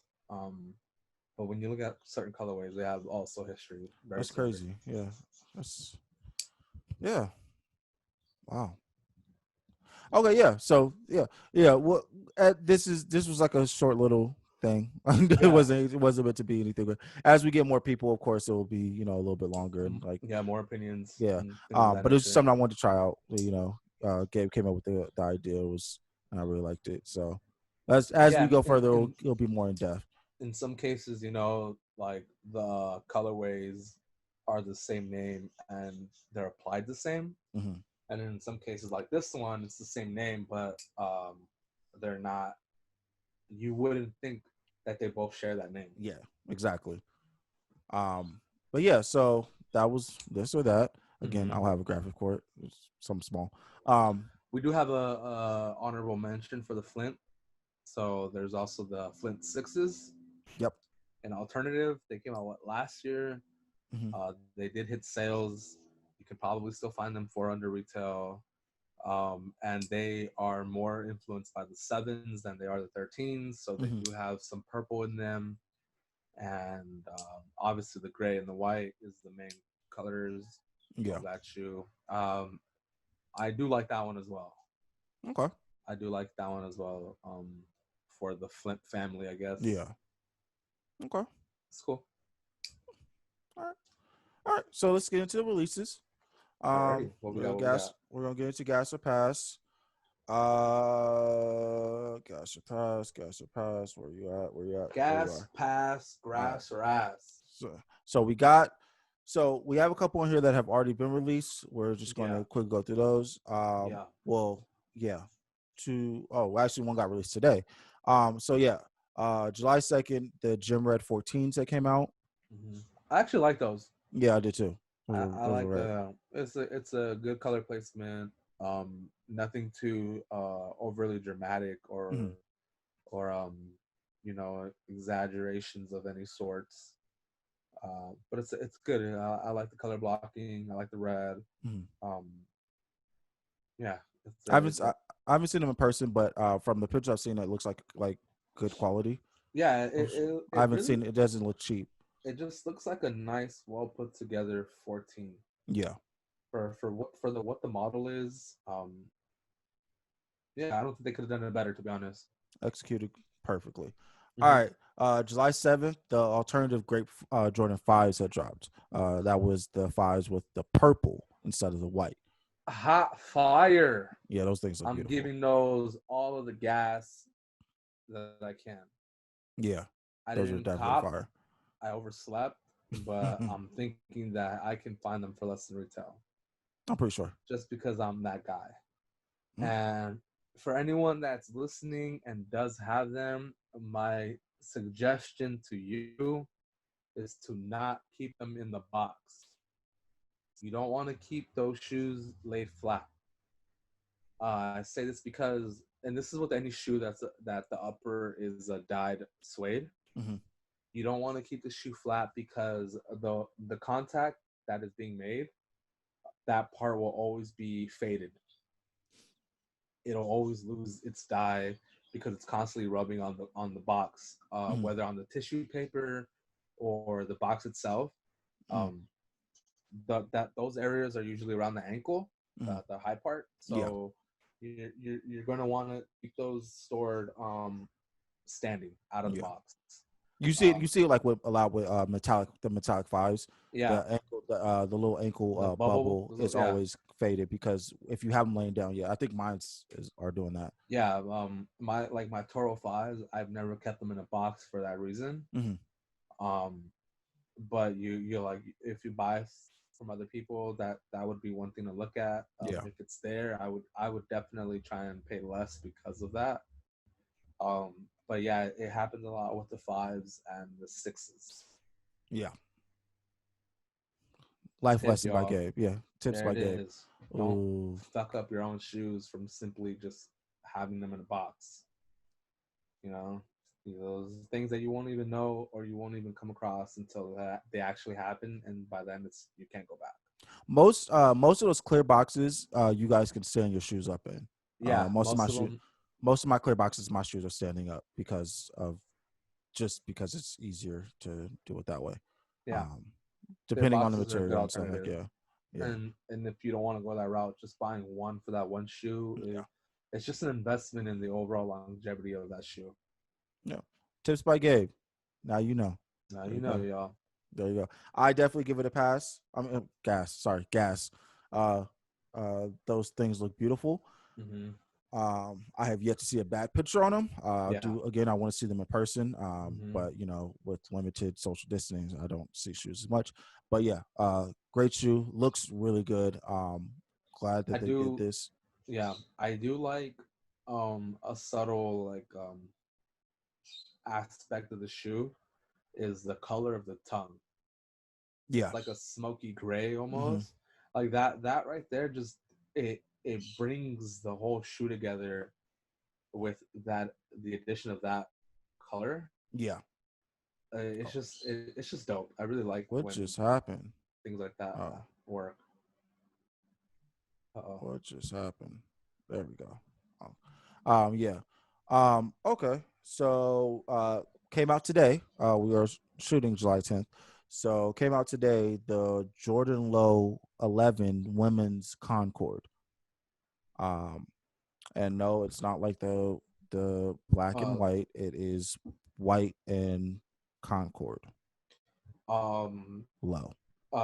Kixology actually came at them for this because she got a custom of this, I think, Mm-hmm. last year or 2 years ago. Mm-hmm. Um, By Lemonhead, right? mhm. Mm-hmm. Just throwing it out there. Mm-hmm. So Customizers get bit I'm all the telling you, time. this is why I want a customizer on this show. This is exactly for this exact. This is why I want him on the show Uh huh. because if you guys don't know, Lemonhead or Lemonheaded or I forgot what his actual. Go to check. Let me get his actual IG because I want you guys to see because they have been dropping shoes that he has been putting out for years Yeah. now, and Uh, another customizer. I mean, we can go all day. There's so many different examples. Another one that came to mind was FBCC. Uh, um, maybe like 4 years ago when I first started following him, he mhm, used to be a customizer. He spent many years being a customizer. mhm, Um, and it wasn't until recently that he gave all his focus and his attention to his clothing brand and his own independent shoes. yeah, But he used to be a customizer, and one shoe that he did was a all 3M reflective infrared 6. And then 4 years later, Nike drops an identical all reflective 3M Air Jordan 6, 7, and 8. Um, so yeah, dude, these companies are biting all day, and they don't care who they bite from because ultimately they see it as you're painting on their canvas. So they're just taking yeah, they own your painting because it's their canvas. Is how they see it. That there's no wrong being done. yeah. They're I mean, I have them on Snapchat actually. Let me. Yeah, it's Lemonhead, two M's and two D's. Okay. Um, Throw I some think. D's in that bitch. Just by the Cadillac. Yeah, that is he is somebody that is very outspoken because he's been doing customs that I've known for 10 years, maybe Yeah. shorter. I don't Yeah. know. I forgot when I started following him, but yeah, he's been doing customs for a while, and his shoes keep popping up on the Jordan release list. Yeah. And he has always has something to say after it and he's been very vocal about it over the years about it Hmm. because you see the influence. And he also talks about like other customizers as well because like all these customers kind of like they all know each other or kind of run in the same kind of group and stuff like that. So Mm-hmm. just because based off of like creative wise, like they don't want to step on each other's toes or anything like that when it comes to creating, but also they speak up for each other, which I really like. Mm-hmm. When Jordan drops a shoe that they're going to release, They tag like the original creator of that sorts, they and they yeah, sp- they spam the yeah. comments. And so I remember this Concord one because Kixology, she used to post it a lot when she got it. She posted a Mm-hmm. lot on her Snapchat.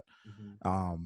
And for them to drop, I know it's just I know she has to be chuckling because I know it was just kind of one of those things like she knows like yo, get the fuck out of here, like Yeah. you guys aren't slick.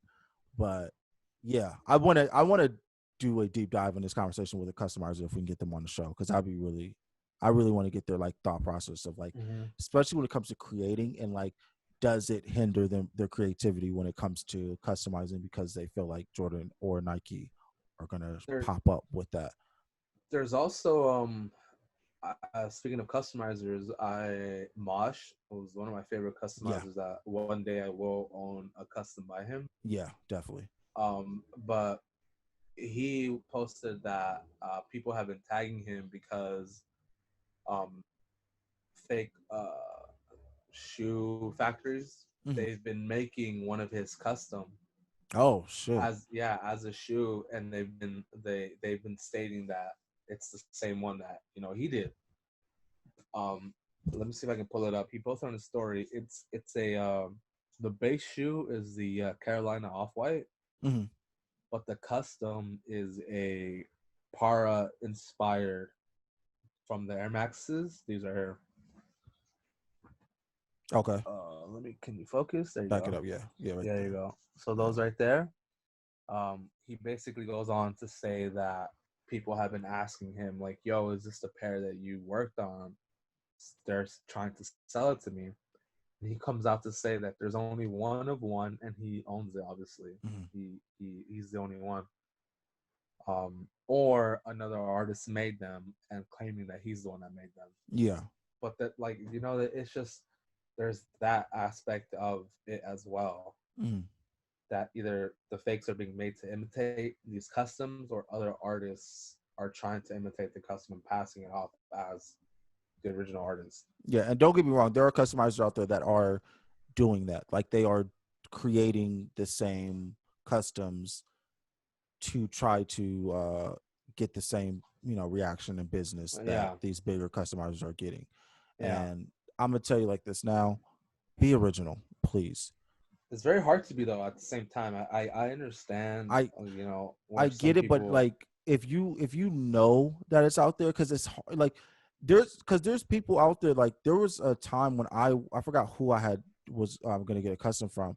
but they actually checked to see if that custom was out there already Uh huh. to make sure because they didn't want to do a similar to somebody else, especially because what if it was somebody that they knew or somebody that they were friends with. They don't Yeah. want to step on their toes of like, and even if they did, like, yo, he does it better, he's done this already, so Mm-hmm. ask him to do it. I can't Mm-hmm. do it. I don't want to, you know so I'm just saying, like, have some kind of like morals and like do a background check with these when you before you do a custom for anybody, because if somebody's already did it and Mm-hmm. have customers based off of that, you are just stealing their business. And we're Mm-hmm. seeing this a lot now. The stuff that I sent you yesterday. We personally have to get some shit tightened up because of the fact that we have people in a sense doing the same thing that we're doing. Mm-hmm. And like, yes, we're not the only sneaker podcast out there. We get that. But when it comes to identity, we Yeah. created this under our vision, Mm-hmm.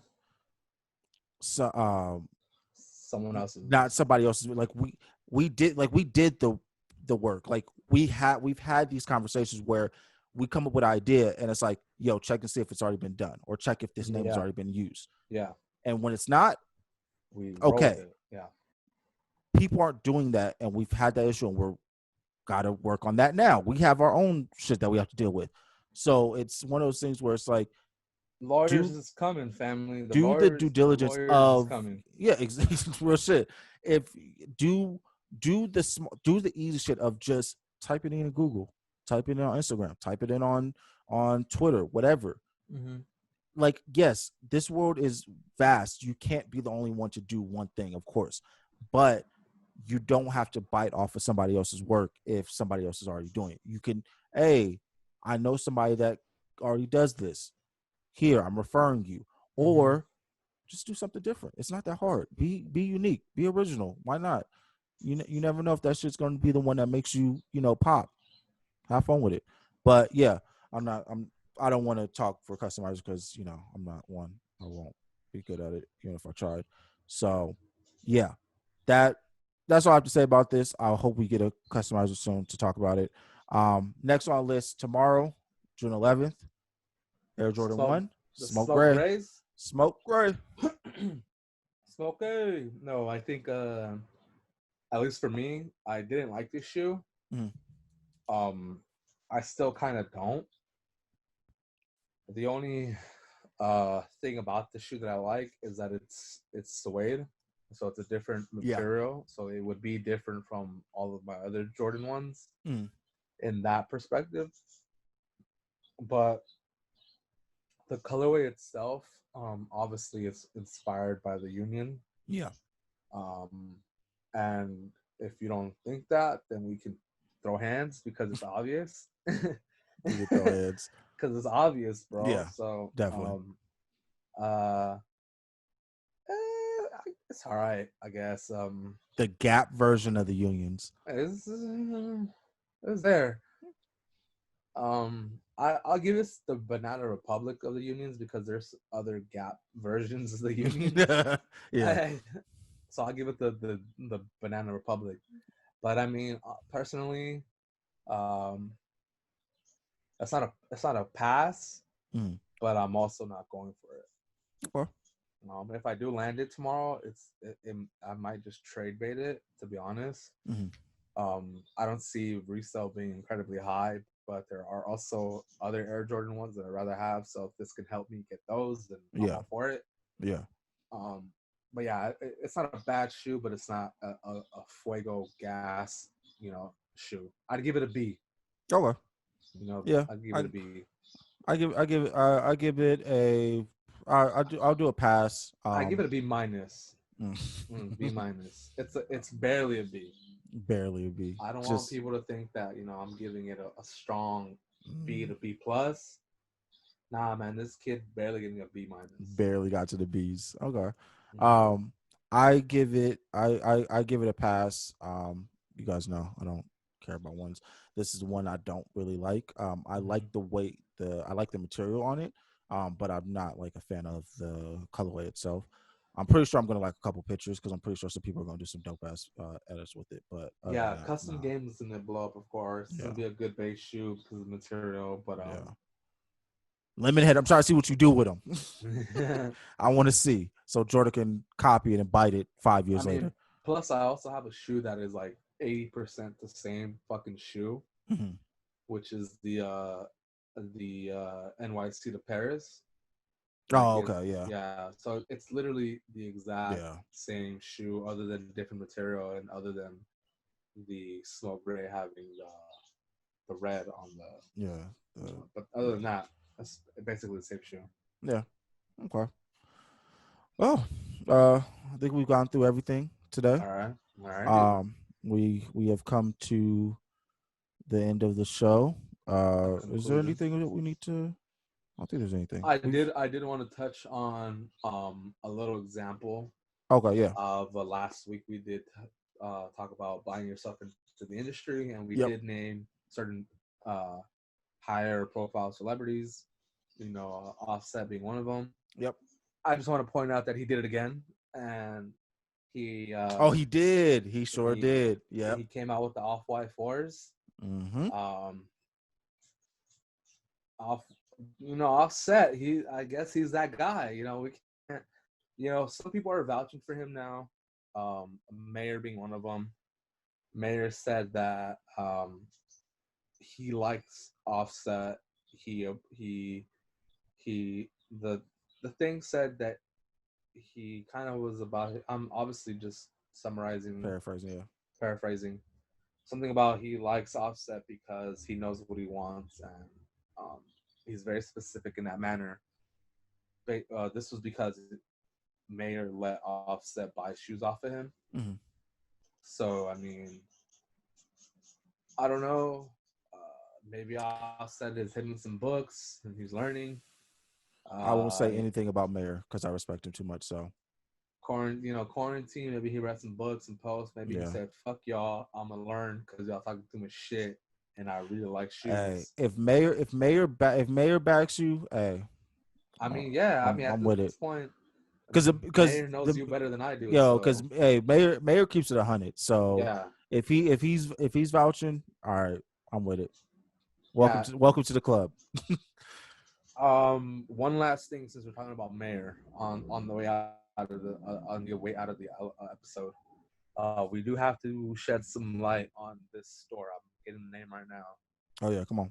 The store is real grimy for this, if this is true. People are grimy. So Mayor posted yesterday this really long post right here, right? I saw that and I didn't read it. I was like, Okay, now so oh. the store is called Laced Boston. Mm-hmm. Can you see that? Not really, Back it not up a little yet. bit. Yeah, you gotta back it up. Yeah, Still not Lace coming up. Boston. Yeah, they can see it. Anyways, Yeah. the store is called Lace Boston, and from what I read, they just got one of those the machines that you play the game and if you make it through the hole you win, Yeah. like those key machines. Oh yeah. Oh yeah. So the story goes that they just got one, Mm-hmm. and the day that they got it, a little 12-year-old boy won a shoe. I Mm-hmm. don't know what shoe it was, but the shoe was apparently worth $900. The store manager was there with him when he won, but the store owner won't honor him winning because he said the machine wasn't calibrated yet. So So why is it there?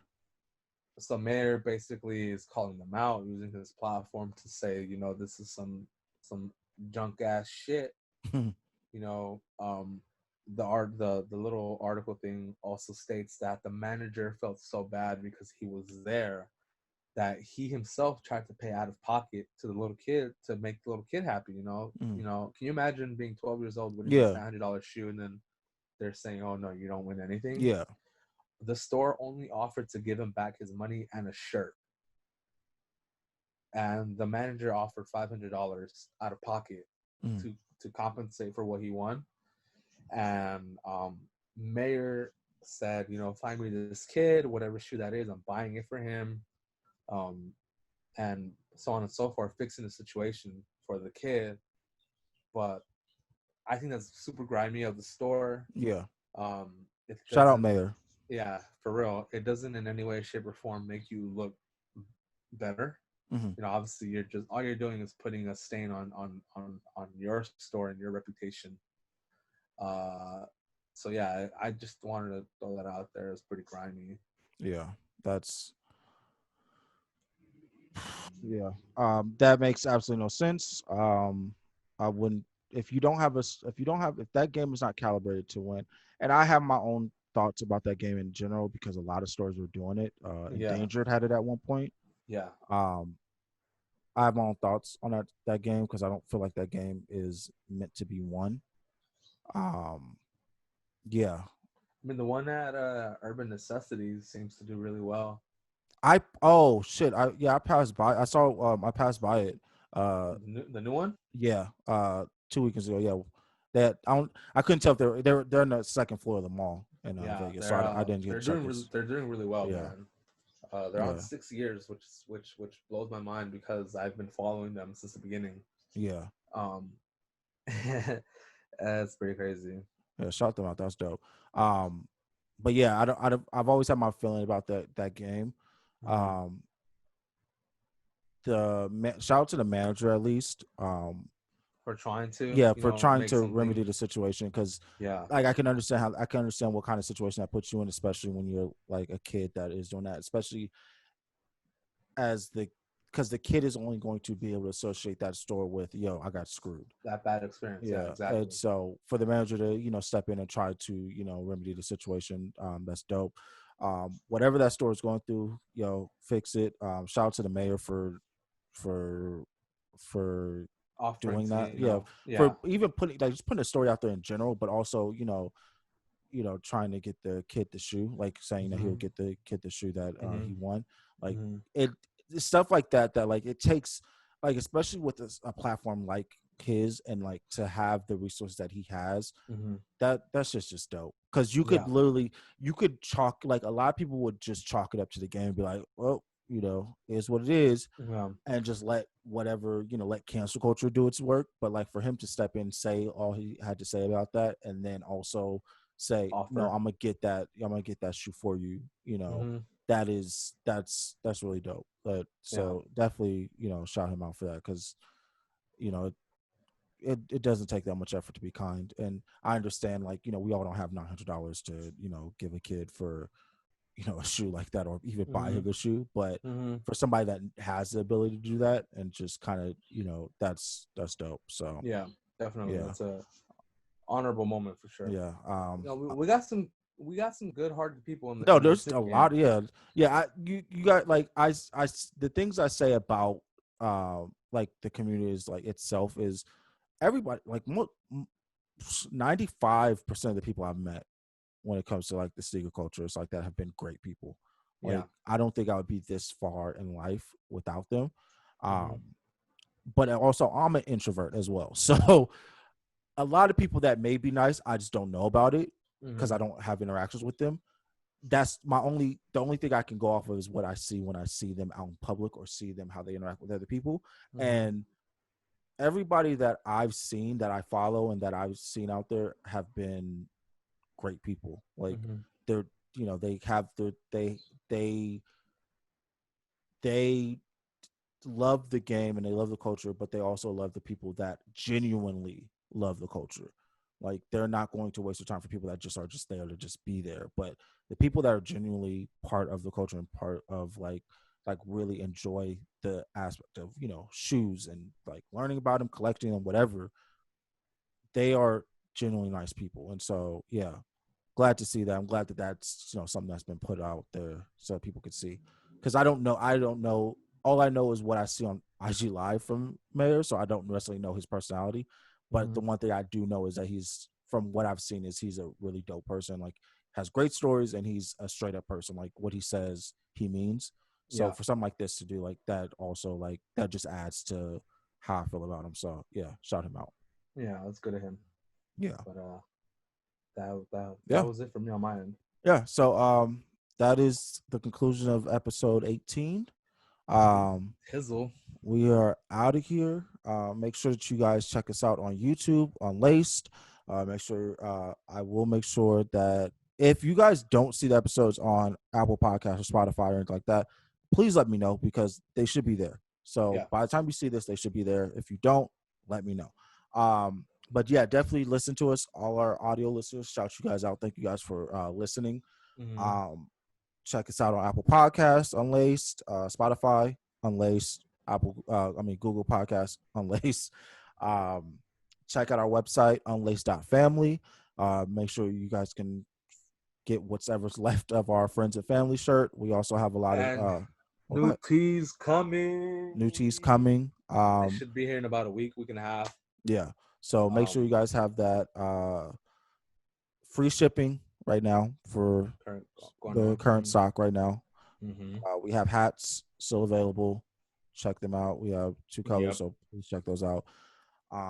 If there's anything that you guys felt strongly on that we said, please comment below. Please like, subscribe, share, let your friends know. If you like shoes, let everybody else know that you like shoes. If there's somebody Yeah. that you know in your family that likes shoes and wants to hear us, rant on about, Adidas and Real Nike and all that topics stuff, in the culture, yeah, yo. Real topics in the yeah, culture. like please share, like, you guys sharing our show and sharing all our stuff.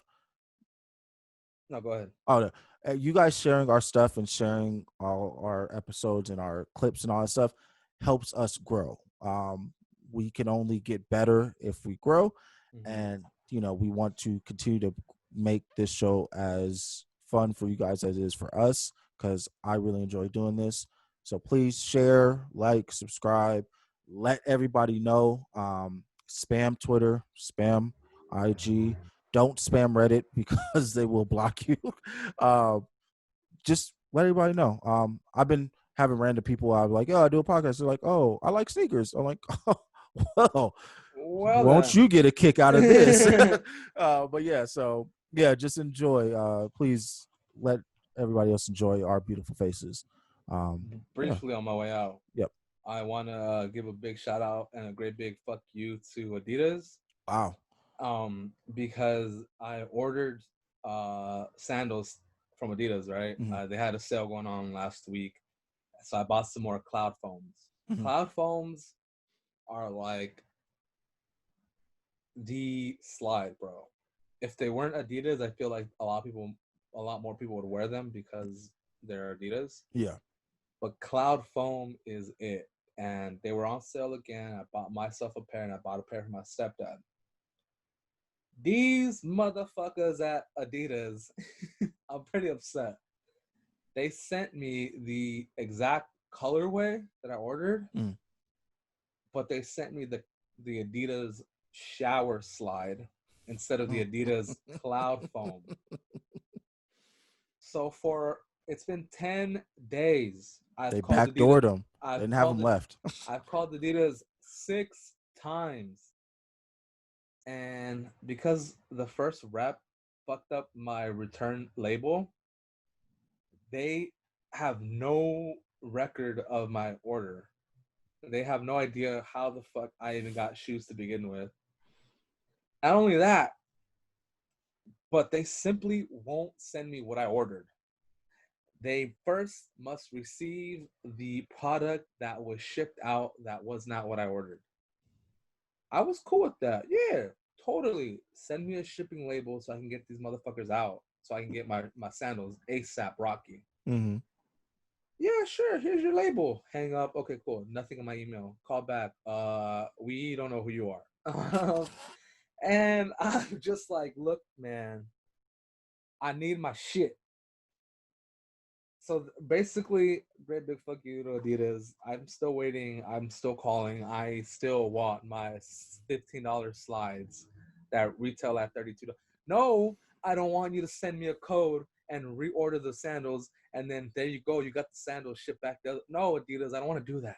I don't want to do that. These goons offered me as a solution. Foods. They literally said, "Oh, you want your product? Just reorder." The fuck? What you mean you want me to? What You'll the? throw it. What you mean you want me to reorder, bro? Like, I literally told them, this is your fault. Why can't you just send me what I ordered? We don't work that way. What the? Whatever, Adidas. I'm gonna tell you like Whatever. this. I'm gonna end this. I'm gonna end it on this. It's Karen's fault. It just makes no sense. It's Karen's fault. And after this, when we hang up, I'm gonna call them again. I'm getting my Karen on straight, asking straight for a supervisor. Karen Parkin, why are you not sending my boy his slides? I need. Let me find out that was part of the package. All right, that was her mine. Okay, give them back to me. They was like, oh, by the way, here's Gabe's order on your way Yeah, out. yeah. You know, Here's Gabe's. here you go. You don't need them. Damn. Yeah, so it's been frustrating. Incredibly frustrating. Yo, dude, y'all dropping the ball like crazy. Like, just dropping the ball. They're literally giving me a reason to be upset when I don't even want this reason. I don't want to be mad at you guys, but I don't want to be, but you guys are making me this way. Man, just want some slides. And I really want those because I ordered a white pair. Everyone in the house is black slides, so I ordered a white pair specifically so I can know those are mine. Whatever. I'm done. Yeah, man. Episode 18, cut.